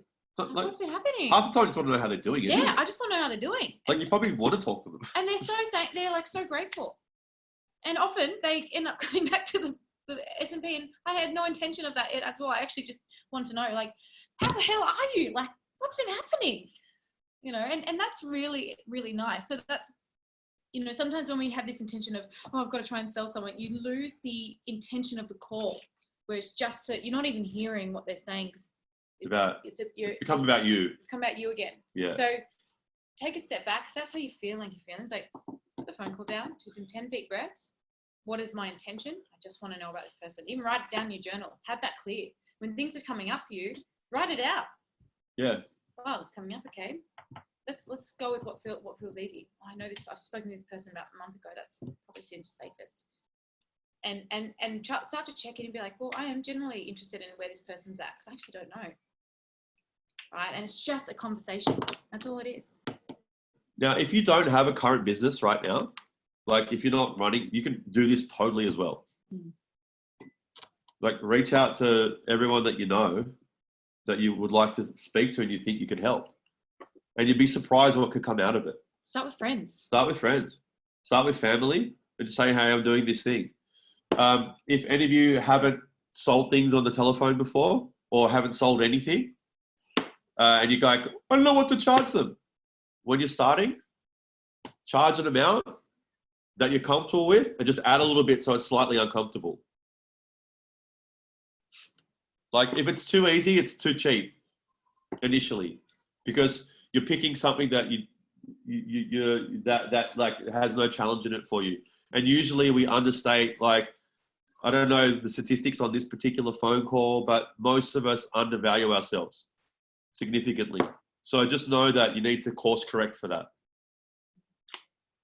Just a little bit. And on that, sorry, when you're developing what product that it is that you're going to be helping someone with, don't give them like this huge bundle of everything and then sell it at a really low cost. No. Because it's going to be a lot of your time. Yeah. You're going to be doing a lot of this kind of stuff, right? So it's going to take time. It's going to take up time. It takes much more right? time than you imagine. Yes. You're much better off, just in case there's anyone here that's like a bit more of a Viking, you're much better off if you can, and it's something that you want to try, to do something more expensive and then think, how can I over deliver this money? Like, how could I actually make this so awesome that it's worth way more than what I'm charging? When you charge more, you have the capability to do that because you have more time to work on the product. Either strategy is fine. It's totally fine.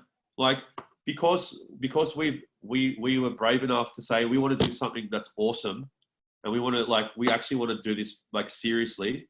We're able to have a neuroscientist on our staff. We're able to have a full-time like software engineer. We're able to have like awesome girls that reach out to other women, because the hardest thing for most people is to get started, and then the second hardest thing is to keep going. Don't worry about training and nutrition. It's just getting started that is the biggest impediment to people changing. So that's why we put so much effort into, let's call people up and help them get started. Like, it's not easy for us to always, like, I coach the sales team. It's hard. Like, being on the phone every day, calling people up saying, hey, like that thing that you haven't done yet, do you want some help with it? It takes like a lot of heart and care, you know? But we're able to do these things. We're able to find you because we said, you know what? We want to do something that's awesome. And we're going to charge a bit more. But the other strategy works well too. It's like, I'm going to charge a bit less because I think it's just important I put some people together that I can help.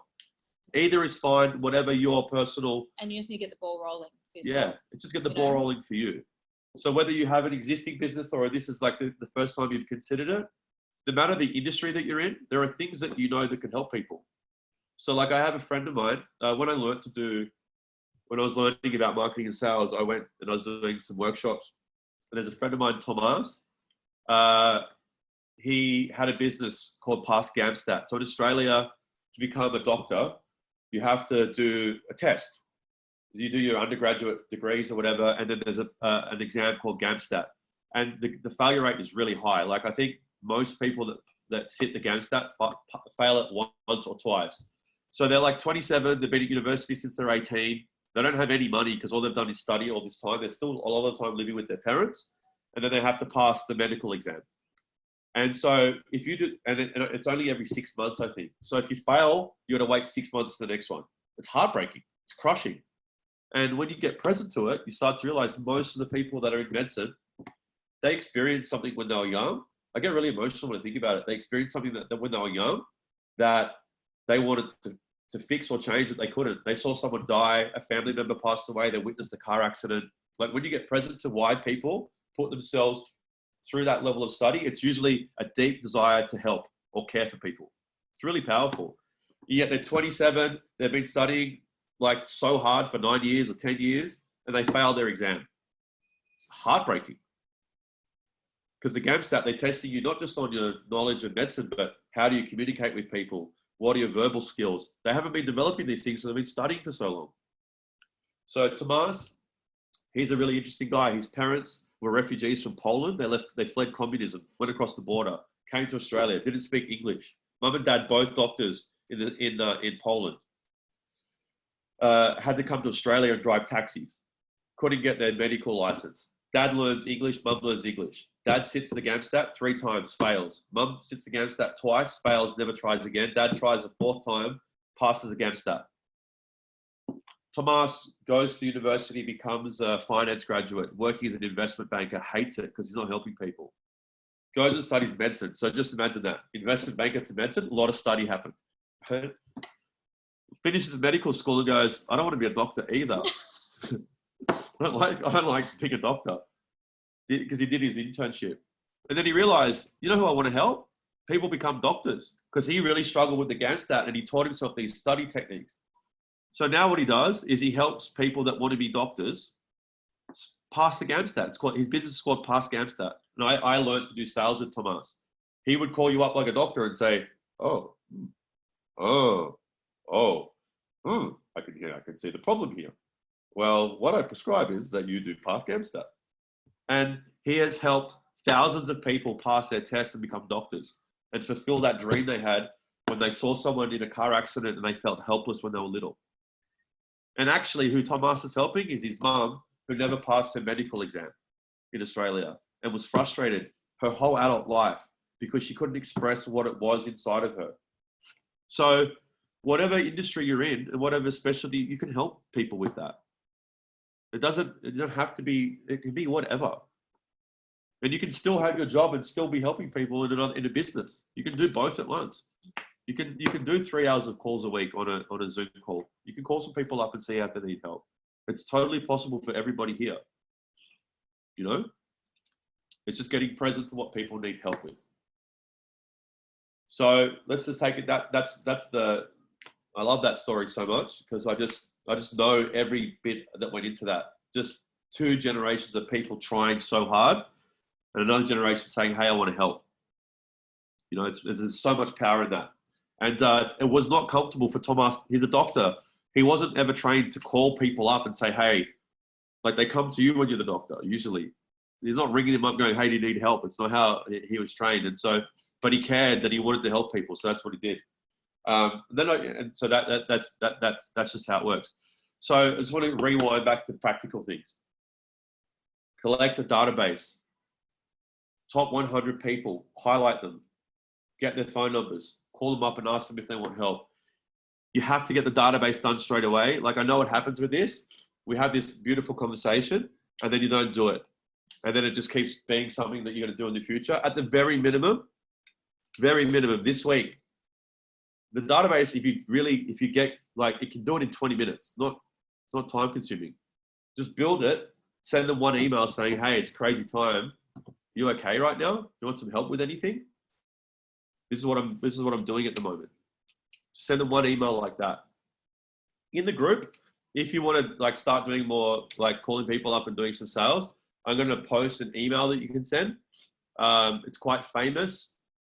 Well, if you're into copywriting like I am and into internet marketing, and it's just an email you send people when you say, hey, I'm doing this thing, do you want some help? And they'll respond to you if they want some help. It works really well. Don't change the text other than to put in what you're doing. It's a simple email. It's just say, hey, do you want want some help, basically. It's crazy how well that works. One of the best converting emails ever.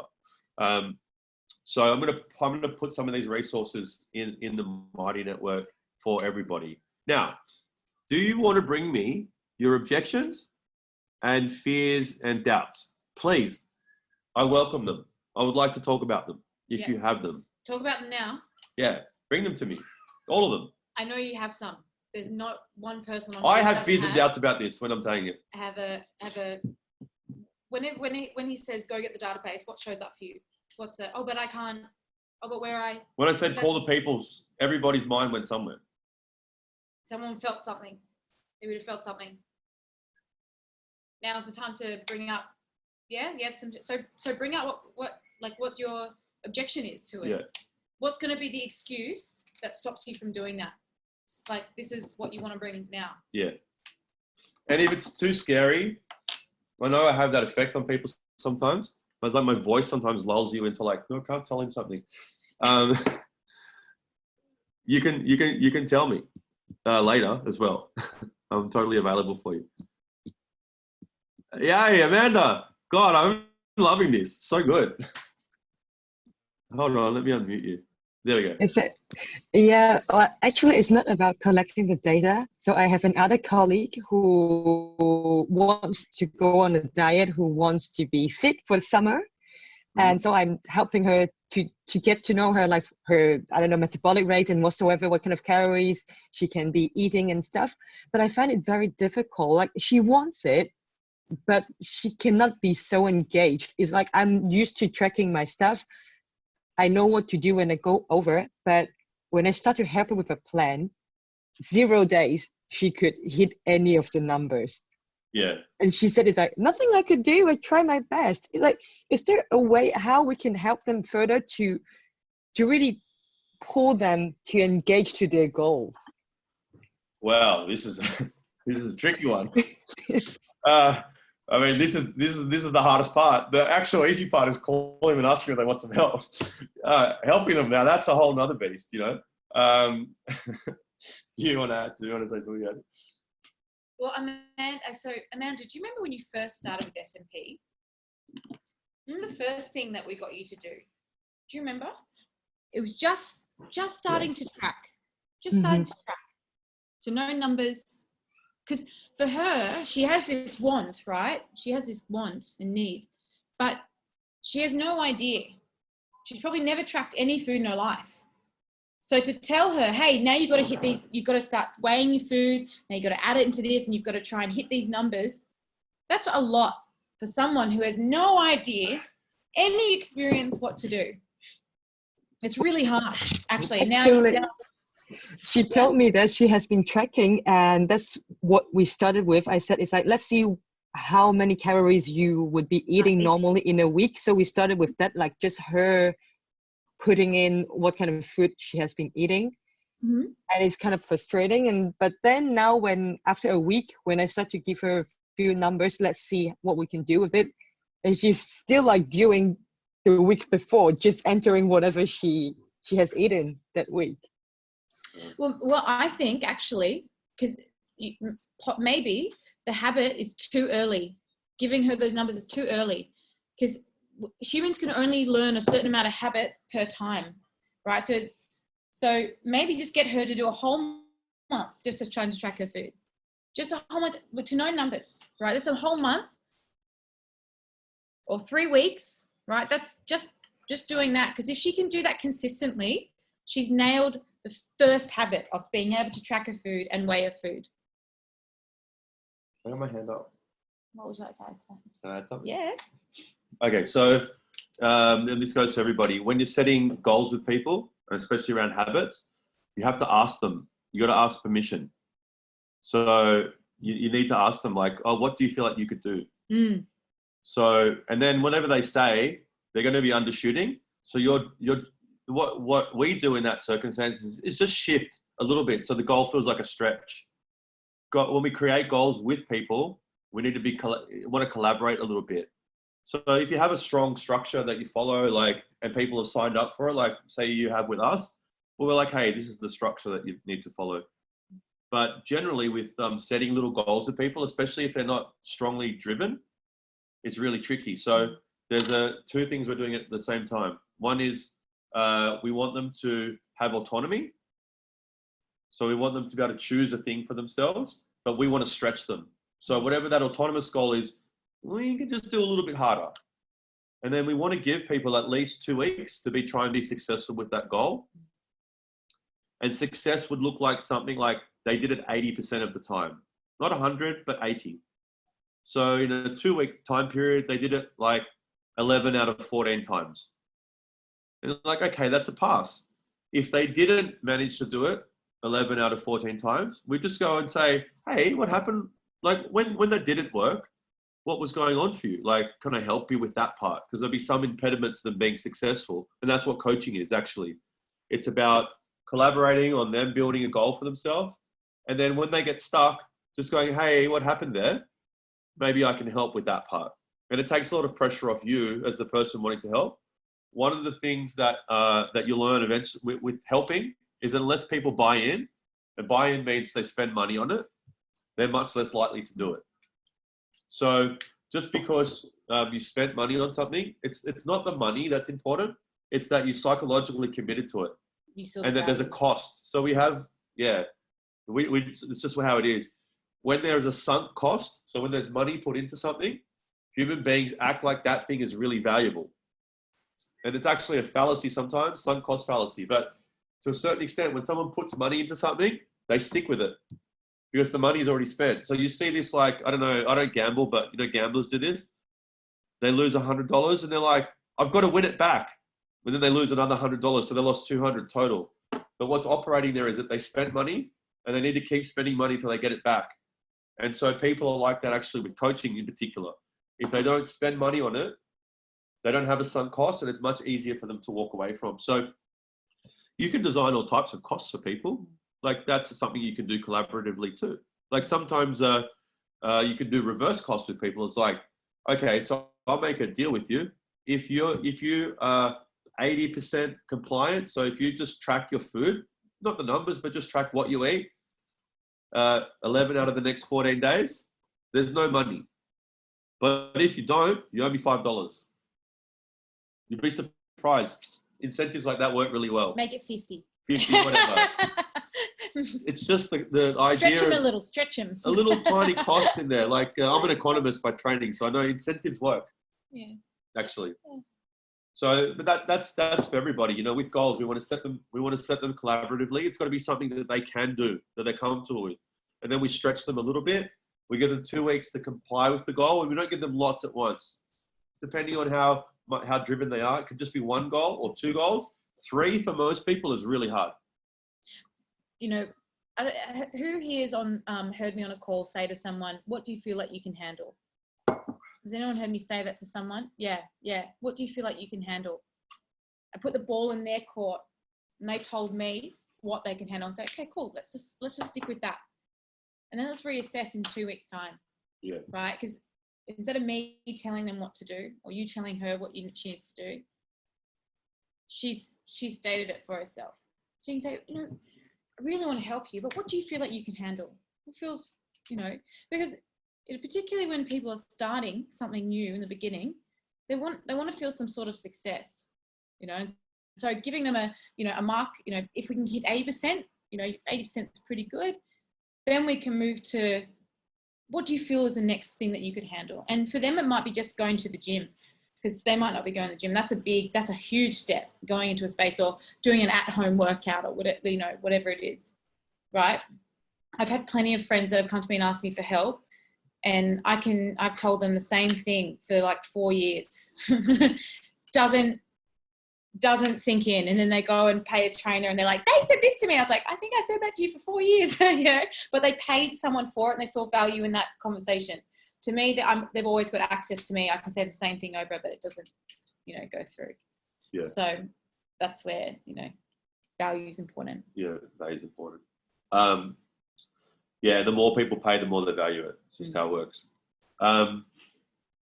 Somebody asked before about text messages, and I gave a quite short answer, which was not text messages. That was Anne Marie. Yeah, Anne Marie. But I actually want to give a bit more detail to that. So, so one of the things we're trying to do here, we go back to the start of this call, is we want to put ourselves in our window, using the techniques that we're learning, breath work and meditation, maybe going for a walk. For me, sometimes it's jumping in the ocean, but whatever it is, we're going to put ourselves back into our window of cognition.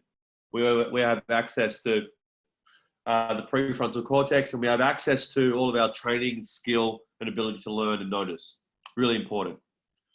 And we also talked a little bit about the social engagement system. So the part of our brain that actually helps us relax when we see each other's faces and we hear each other's voices. Those two things are really important. They have to see your face and preferably hear your voice, or just hear your voice also works. You don't have quite the same level of engagement as a social engagement system, but it's still really high. Text message doesn't do that. Emails don't do that. Our brain is designed for voice and to see facial expressions. So that's why my short answer was don't text. Call them up so they can hear your voice. If you're having a hard time getting them on the phone, send them a voice message. Send them a video message with you saying, hey, they can see your face that you want to talk and we want to help. It will work on all the levels much better. They will feel better. They will feel a sense of connection with you. They'll understand where you're at, the tone in your voice. Unless you're really good at writing, copywriting, you're having a very difficult time conveying emotion to people. Sometimes just changing the punctuation a little bit changes the whole feeling for the person reading. It's really hard to do. And also, depending on what state that person's in, When they will receive, determine how they receive your text. So this is why in a particular space where you might feel regulated because you've got tools and skills, but the people that you're reaching out to may not be regulated. So how they take your email or your text might not come across the way it would have been. It's like, unless you called them and you had your tone and your curious voice, and you can manipulate the tones and energy through your own language and the words that you choose and when you pause and all that amazing stuff that creates an energy over the phone. So I don't know about anyone else, but since I've been doing contact hours, I almost never text anyone anymore because I feel so disconnected on a text. I always almost voice message someone or face call someone or call them. Now, because of what I experience so regularly, right? These calls where I get to experience people's mannerisms and tones and facial expressions and movement, everything else feels disconnected, almost like disconnection, right? So in this space where most people are isolated and they're feeling a space of disconnection, whether it's with themselves, their identity, their work, going to the gym, you are a space of connection for them, which is really powerful. Yeah, it's actually something that I find really beautiful. The thing that our system wants most is just connection. It wants to hear a voice and see a face that's like paying attention. It's really beautiful, actually. The thing that regulates us as humans more is other humans being together. And so in this time when we're disconnected by the nature of what's going on, we just got to find other ways to do it. And video is great. It's not quite like being in person, but it's so good. In some ways, it's better because I can see all of you. It's so good. I can see what, it's crazy how much information you pick up from someone's face when you're speaking to them. So it's very difficult to convey that in text. It's just not going to happen. And just as an extension of that, like, I don't know about the rest of you, but when I saw all those Italians singing to each other, did you see that? Coronavirus, and they're in their apartments and they're humans. They found a way to connect. It was beautiful. Like, in some ways, like, how many other nights have they all been in their apartments not singing? And then when we were denied connection, we found a way to do it. Or even when there was that one guy in the garden and he's doing the workout, and then everyone else in the units around him are doing the workout with him. Yeah. Like, that's amazing. Like, it's so. It really is. Humans are all like that drive is so strong. Yeah. To do that. The first thing when we're born, the very first thing we do, mouth opens, we cry for help. We cry for connection. Very first thing. We're programmed like that. Our first need is connection. But, Mom, connection. Like, love me, protect me, keep me safe. That's where we feel safety, is with other people, in connection, in relationship. There's nothing more important to us as humans than relationship. It's really, really difficult for us when we don't experience that. And so when we know that, and we know what it's like, and we can be the one to reach out and create that, there's so much value for you as a human being that can do that in whatever the community or environment or industry that you work in. Like right now, there's a lot of people who are in caring roles, frontline caring roles. It's hard. It is a scary time. It's hard. The demands on those people right now, most of the rest of us aren't even vaguely present to. They've got all the things that we're worried about, but also the stress of like, there isn't enough of us to deal with this. Yet I have to. And I'm exposed to risk all the time, constantly. And I could be for the next year. Those people need support. Who's checking on them? You know, it's a lot. So, you know, there are all these different ways that we can support and help and guide and lead and offer of ourselves and be vulnerable and all of those things. There really is. There's just so many, and all of you have access to that. You're as much of a human as I am.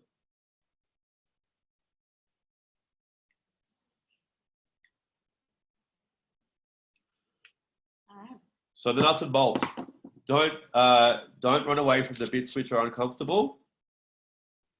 So make the database, message them, just say, hey, what's up? Even if you're not wanting to sell anything, which is also totally cool, just do it because it's a cool thing to do for people. Like, just be the one person that everybody knows that did reach out the whole time through the crisis to see how everyone else was doing.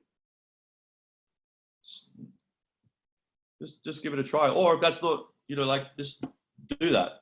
But then, and if you're worried about your business and you're actually serious, get on the 100 people and call them. You'll be surprised how many people on that list want something and no one else has called them to find out if they can help them. And the way that they were spending their money 2 weeks ago, it's all dried up. And they want some help with their nutrition, or they can't sleep, or something that's well in your wheelhouse. And delivering it, you're going to figure it out along the way. And if you need help, I'm super available to everybody in the Mighty Network. Just post stuff on the main page and I'll talk through it with you. I'm really super committed to all of you being able to navigate this time of your business, or personally, like how you can do it. I like this stuff. I'm good at it. I enjoy it. If just a show of hands, would you like Leila, like my business coach, to come and have a chat next week about how you could do a phone call with potential clients? Would that be helpful? Okay, so we'll do that only if you've done the database. So the buy-in is you can't get on that call until you've done the database. Is that? And you have to show us that you've done the database. You can't just say, yeah, I've done it, and then go on. Can we have an agreement? Are we agreed? Homework. Is that an agreement that we can have? Oh, I see some. Oh, here's where it gets hard now. Yeah, just do the database. If you haven't messaged it yet, I'm not saying message anybody. I'm just saying do the database. Can you agree to that? Just do the database. You don't have to call anyone yet. Cool. So there's the objection. Okay, so we're okay with putting people in a spreadsheet, but when it came to contacting them, there was something. Yeah. So we don't have to answer it right now, but there is some objection there. I'm just like a master at looking at people's faces. So there's an objection, and that's totally cool. I want you to think about it a little bit. If there's something uncomfortable, you can call me, you can message me on Mighty Networks privately if that's really scary, but I encourage you to put it in the group, because whatever's going on for you is happening for other people. Or just think about it and bring it next week to the call with Leila. I know sometimes I can be like a bit of a bull at a gate, so Leila would be great to talk to. She's also a bull at a gate. She's also a bull at a gate. No coincidence. But she's awesome. Okay, so I feel like we had an agreement that we can make a database with our people. And if you're feeling comfortable and safe, you're going to send them a message just saying, hey, what's up? Do you need some help? No, you said not message. No, I said if you're feeling safe and comfortable, you can message them. If you're not, that's fine too. So wherever you're at, you can go with that. I'm just going to pull you up on something. You asked Anne-Marie, can they text? No, email them. Oh, email. Yeah, yeah. So you've got a database, send them an email. You can call people if you like to. I would suggest that. The quicker that you start, the better it will go. And then next week we'll talk about it. Yeah, but our basic commitment is I'll do a database.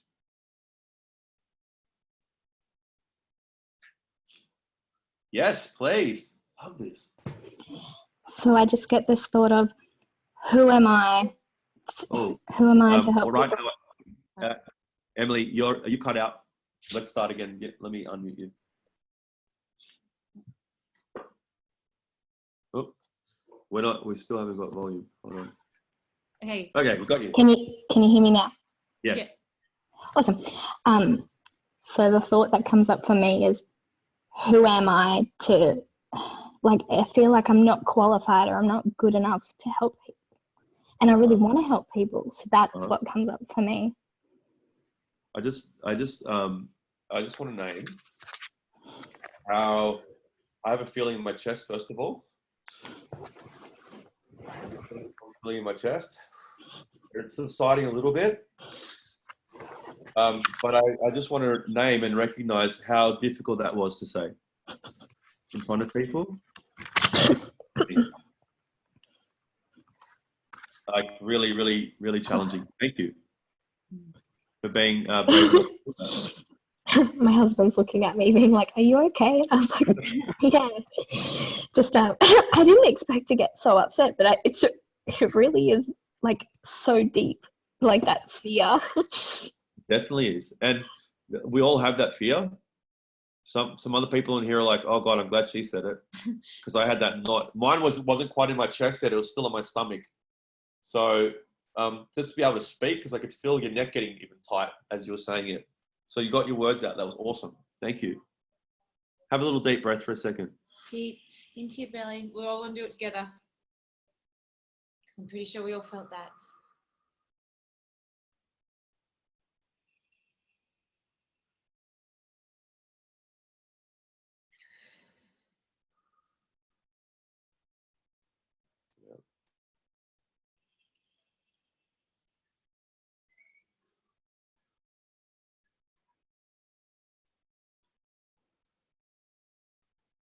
See if you can wiggle your toes, Emily. Can you feel them in your shoes? You got shoes on? No shoes? Okay. Can you feel the carpet? Tell us how the carpet feels. Just give us a little rundown. Itchy.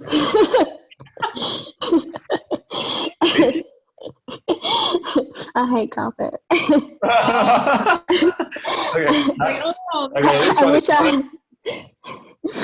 I wish the house was all like hard floors. Can you feel the couch behind you? I've got my feet up on the couch now. Okay. The couch is like soft. Oh, cool. And what can you see in the room? I see my husband. Oh, excellent. I can see a fan. Uh-huh. I can see light. Uh-huh. I can see pillows. I can see you guys. Uh-huh. And is that feeling that you had before, where is it now? It's kind of like going back to my stomach. Awesome. Awesome. I feel like I can breathe and I can talk. Great. Wow.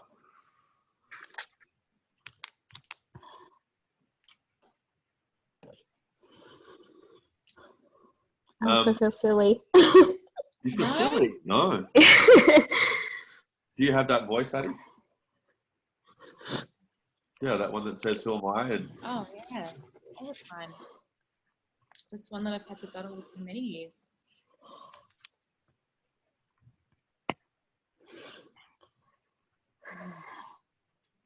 And so I guess there were a couple of things that you said. One of them was like, who am I to do I have the qualifications and who am I to help?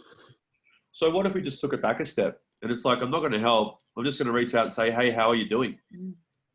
Like we can all ask people how they're doing. Yeah. You know? And what might be really interesting to learn is that that's actually the help they needed, that somebody reached out to them. Yeah. And then you start to think, well, who am I not to just reach out and say to people, hey, how you doing? There's no qualification for that. Like I don't, as far as I can remember, once I finished high school, there was no degree in just saying, hey, how you doing? You know, there isn't. So we imagine that, I mean, it's like, because of university and TAFE and all of these things, we think that we need to be qualified for everything. Now, I'm not suggesting that anybody here give professional advice if they don't have an ability to do that. Like, how did I stay right within the bounds of what we've been trained to do? Actually, everything the way we've designed Sportsman Project is in our scope of practice. Yeah. So there are things that we don't do because we can't do them. But calling people up and asking them how they're doing, like, we can totally do that. And Emily, like, just that act of calling them and asking them how they are does so much more for someone than trying to give someone advice when it's not wanted sometimes. But you just going, hey, how you doing? Yeah. What's going on for you right now? Like, what's happening? Yeah. You know, how you feeling in all of this?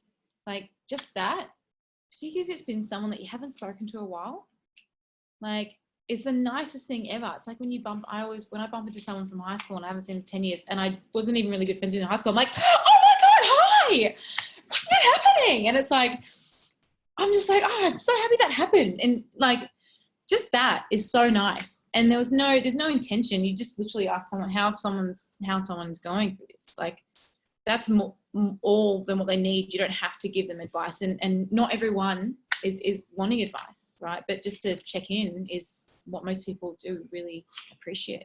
Yeah. And so in the process of checking in, like, it might not be that you're going to provide people with coaching. It might not be any of those things. It just, when you speak to them, you'll have an idea. You'll start to learn, like, hey, what's going on for them? And if it relates to your current business, then you can sell them something based around that. That particular fear, like, who am I? Like, I have that too. Like, who am I to be on this call talking to all of you? I thought that before I got on here. I'm like, oh, who am I? I'm not like a billionaire.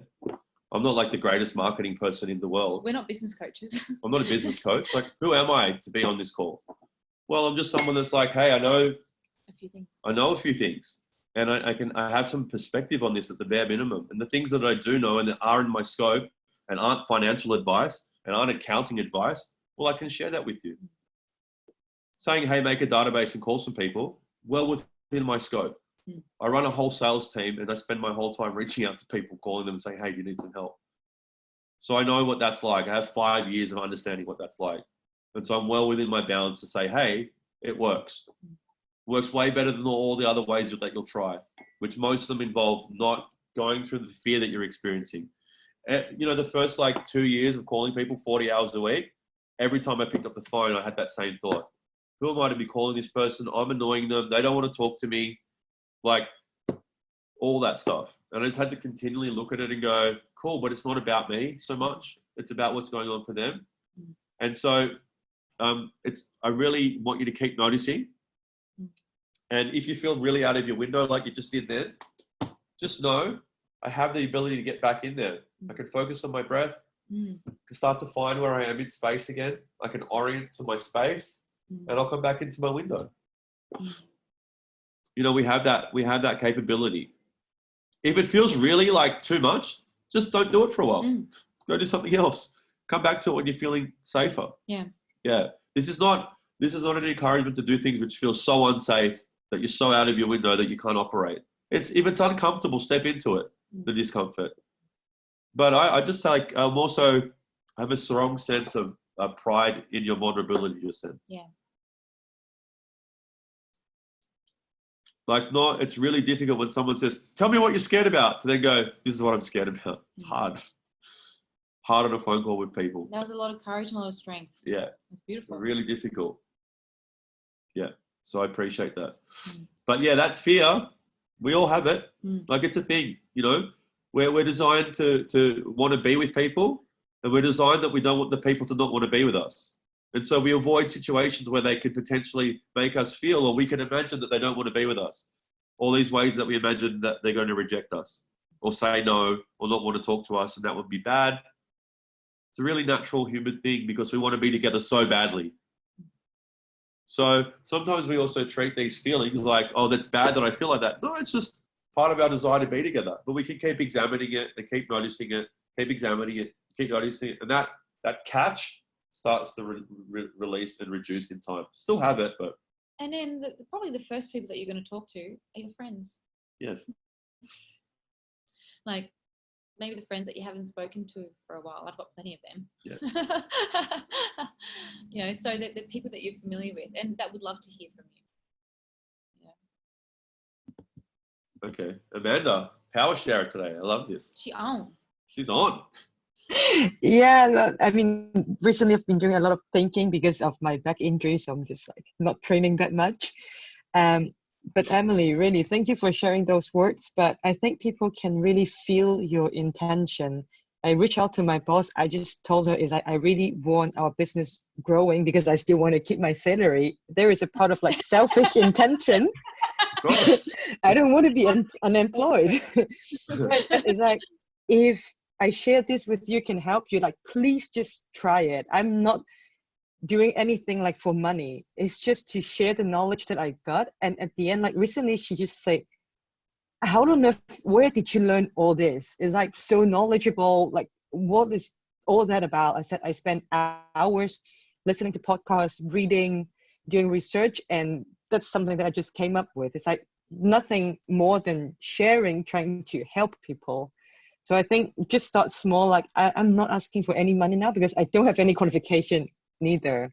So that's something that I want to try, start building up, like getting a sense of how I can try to help people. But I think nothing harm would do to the people as well if they get your intention is just trying to help and share. Mm-hmm. Yeah. Beautiful.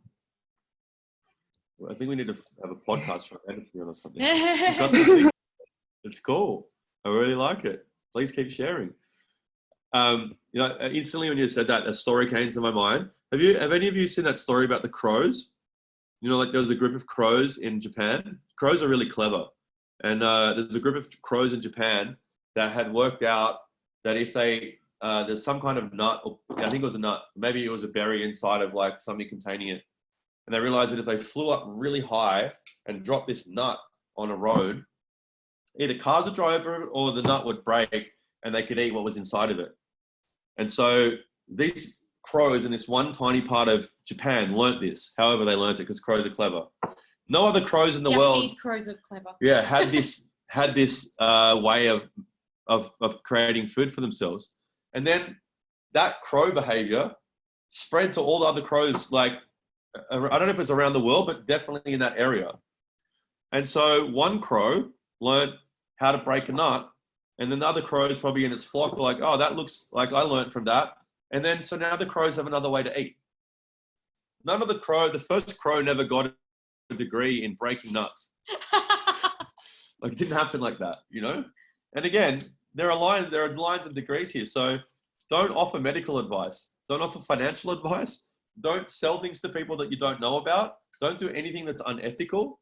Definitely don't give people advice about things that you don't know or require a degree or require a qualification or insurance.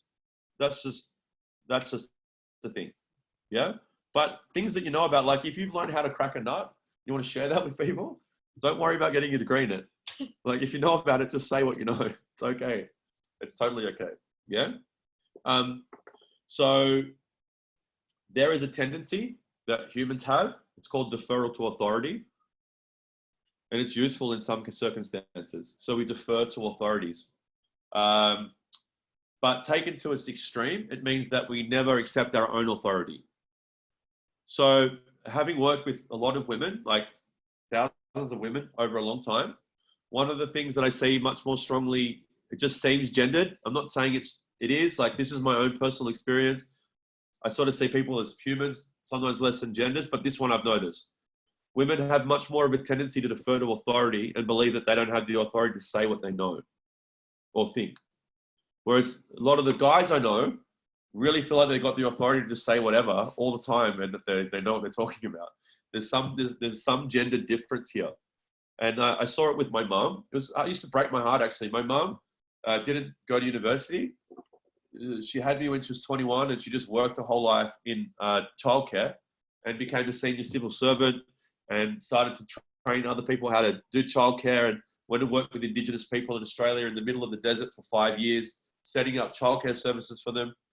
Super amazing understanding of how to care for the children and how to build services around that. And she's flown all over the country to teach people how to take care of children, but she didn't do a degree. And so companies would ask for her expertise and she wouldn't sell it to them. And for a period of time, I was trying to talk to my mum about a business around this. And then we got into it. And when we got down to it, the reason that she wasn't selling her expertise to people was she's like, I don't have a degree. Only people with degrees can do that. Well, she had her qualification and she had 25 years of experience running complicated systems in childcare. And she was being asked by people to sell this to them and she wouldn't sell it. She went and worked for a company who would then sell it to the people and they would make the money on it. And then she would provide the course. And it's just because they said, oh, we're a course provider or something. So this is personal for me. I see it a lot with women saying, oh, I can't do it until I get another degree. I can't say what I know now without, and I love education. Be educated, learn more, develop your skills, but speak about what you know now with authority because you know it. And just know that if you want to check in and go, I can't speak what I know now until I get authority from somewhere else, whether it's a person or an institution or a degree or a piece of paper, you do have the authority to speak about what you know about. Don't speak about what you don't know about. Don't give people advice that you don't have qualification for. But whatever you do, speak it. It's okay. I give you permission. Does that work better? No, give yourself permission. I'm not a higher authority. You're your authority. So don't go outside the scope of what you can deliver, but deliver what you can and what you're comfortable with. Please. It's important. Just a quick one. Emily, just reflecting on what you shared, which was so vulnerable. That what you shared is probably the objection that everyone had, but was too scared to say. It might not have it now, but later on, they might notice that something like that might show up for them. Because when I was doing my sales calls for my own product, Hattie Boydell, who people followed, and I'd get on the call, I'd be like, but they didn't want to talk to me. Like, even though they put their details in to get a call, I had that. And it was me. Oh God. So trust me. Hey, we had some. I'd be calling. I don't want to call these people. I hate this. Hang up the phone. And then I'd get off the call after an amazing conversation, be like, that was amazing. This girl's so great. I just want to help her so bad. And I'm like, what just happened? Like, a minute ago, you were yelling at me about not wanting to talk to them. So we all, trust me. We all have it. We all have it. Yeah. We all have it. It's just, it's part of our beautiful, wonderful human nature that wants us to be together so badly that we get scared that they won't want to be together with us. Okay. So, and often people who are the most loving and most caring have it the strongest because they just couldn't bear to be parted from the people that they love, that they care about and they want to help. So totally natural impulse, In fact, I tend to find people that have none of that, they're almost like, they don't really care as much. They're just like, whatever, I don't care what you're thinking and feeling on the other side of the telephone. I don't care if you like me, I just want to tell you something. It doesn't feel as nice, actually. So just know that that's just a part of us. A really valuable part of us that we never want to get rid of. We just want to be able to notice it and say, maybe just for now, I'm going to try something just a little bit different, even though it's scary. Yeah. All right. Is there any other things before we go? I have something to end with. Yes. That's kind of exciting news. Okay. So I adopted a cat and found out she was pregnant, and she just had her kittens. So, oh, wow. You guys. How many kittens do you have? And she had 4. Oh, wow. And one of them, this was about a week ago, that she had them, their eyes are opening. She gets a little, oh, cute. They're so tiny. And she's like, she gets really protective. It's Uh-huh. so cute. Like if I pick up one of her babies, she's like after me. She's like, no, no, no. No, these are my babies. Yeah. How nice. Everybody likes kitties. Now you have Lucky 5 cats. you. Yeah. And then there were 5. Yes. The family grew. I've got a quick story on animals. My brother's been my brother's been backpacking for the last 2.5 years, and they're in Guatemala, and my brother would walk to and from this yoga studio that he was teaching at, and all these stray dogs everywhere would always like come and follow him, but there was this one that just followed him like consistently, this little puppy. So he ended up taking it home, and next thing you know, next minute she's pregnant, and they've got 7 puppies. All the puppies are parasites. My brother's parasites. He's just like spent all his money on vaccinating the puppies. Oh my God. We had to vaccinate him. It was like, and that's Oh my my story. Anyway, they still got Prue, the puppy, and we met her in Costa Rica last year. Aw. Yeah. Have fun. Yeah. Right. Okay, so I'm going to post some of those resources plus just some dot points on what we talked about. If you've got any stuff that comes up, like, you know, and you're feeling a little uncomfortable or you're feeling really comfortable or whatever, just share it, and then I'll answer it. So because everyone will probably have some similar things like we experienced today. We'll talk through it. If you're getting, I'm going to speak to Layla about our call about the next step sort of thing, like how do you reach out to people and what does female business look like? Business leaders, what do they look like? But if you want to get on that call, please just do a database, bare minimum. Anything beyond that is awesome. Any more that you feel safe and comfortable with, do that as well. But the bare minimum is good enough. Bare minimum is totally good enough. And voice notes are better than text messages. Video is better than voice notes, and doing a phone call with someone's the best. Yeah. All right, girls. Thank you so much for your time and presence and being here, just really being here with each other. It's really cool. Yeah. Thank you so much, girls. Thank you for all the sharing. Thank you for And being vulnerable. I'll see you all on Monday's call, hopefully. And on Wednesday morning, I'm doing a live workout on Zoom, right, with you ladies. So I will do a video actually into the forum of what you might need. But I'll be flexible with, you know, if you guys have got dumbbells, you can dumbbells, but mostly just bands will be pretty good. And your body. So yeah, looking forward to it. Okay. Bye, girls. Bye, everyone.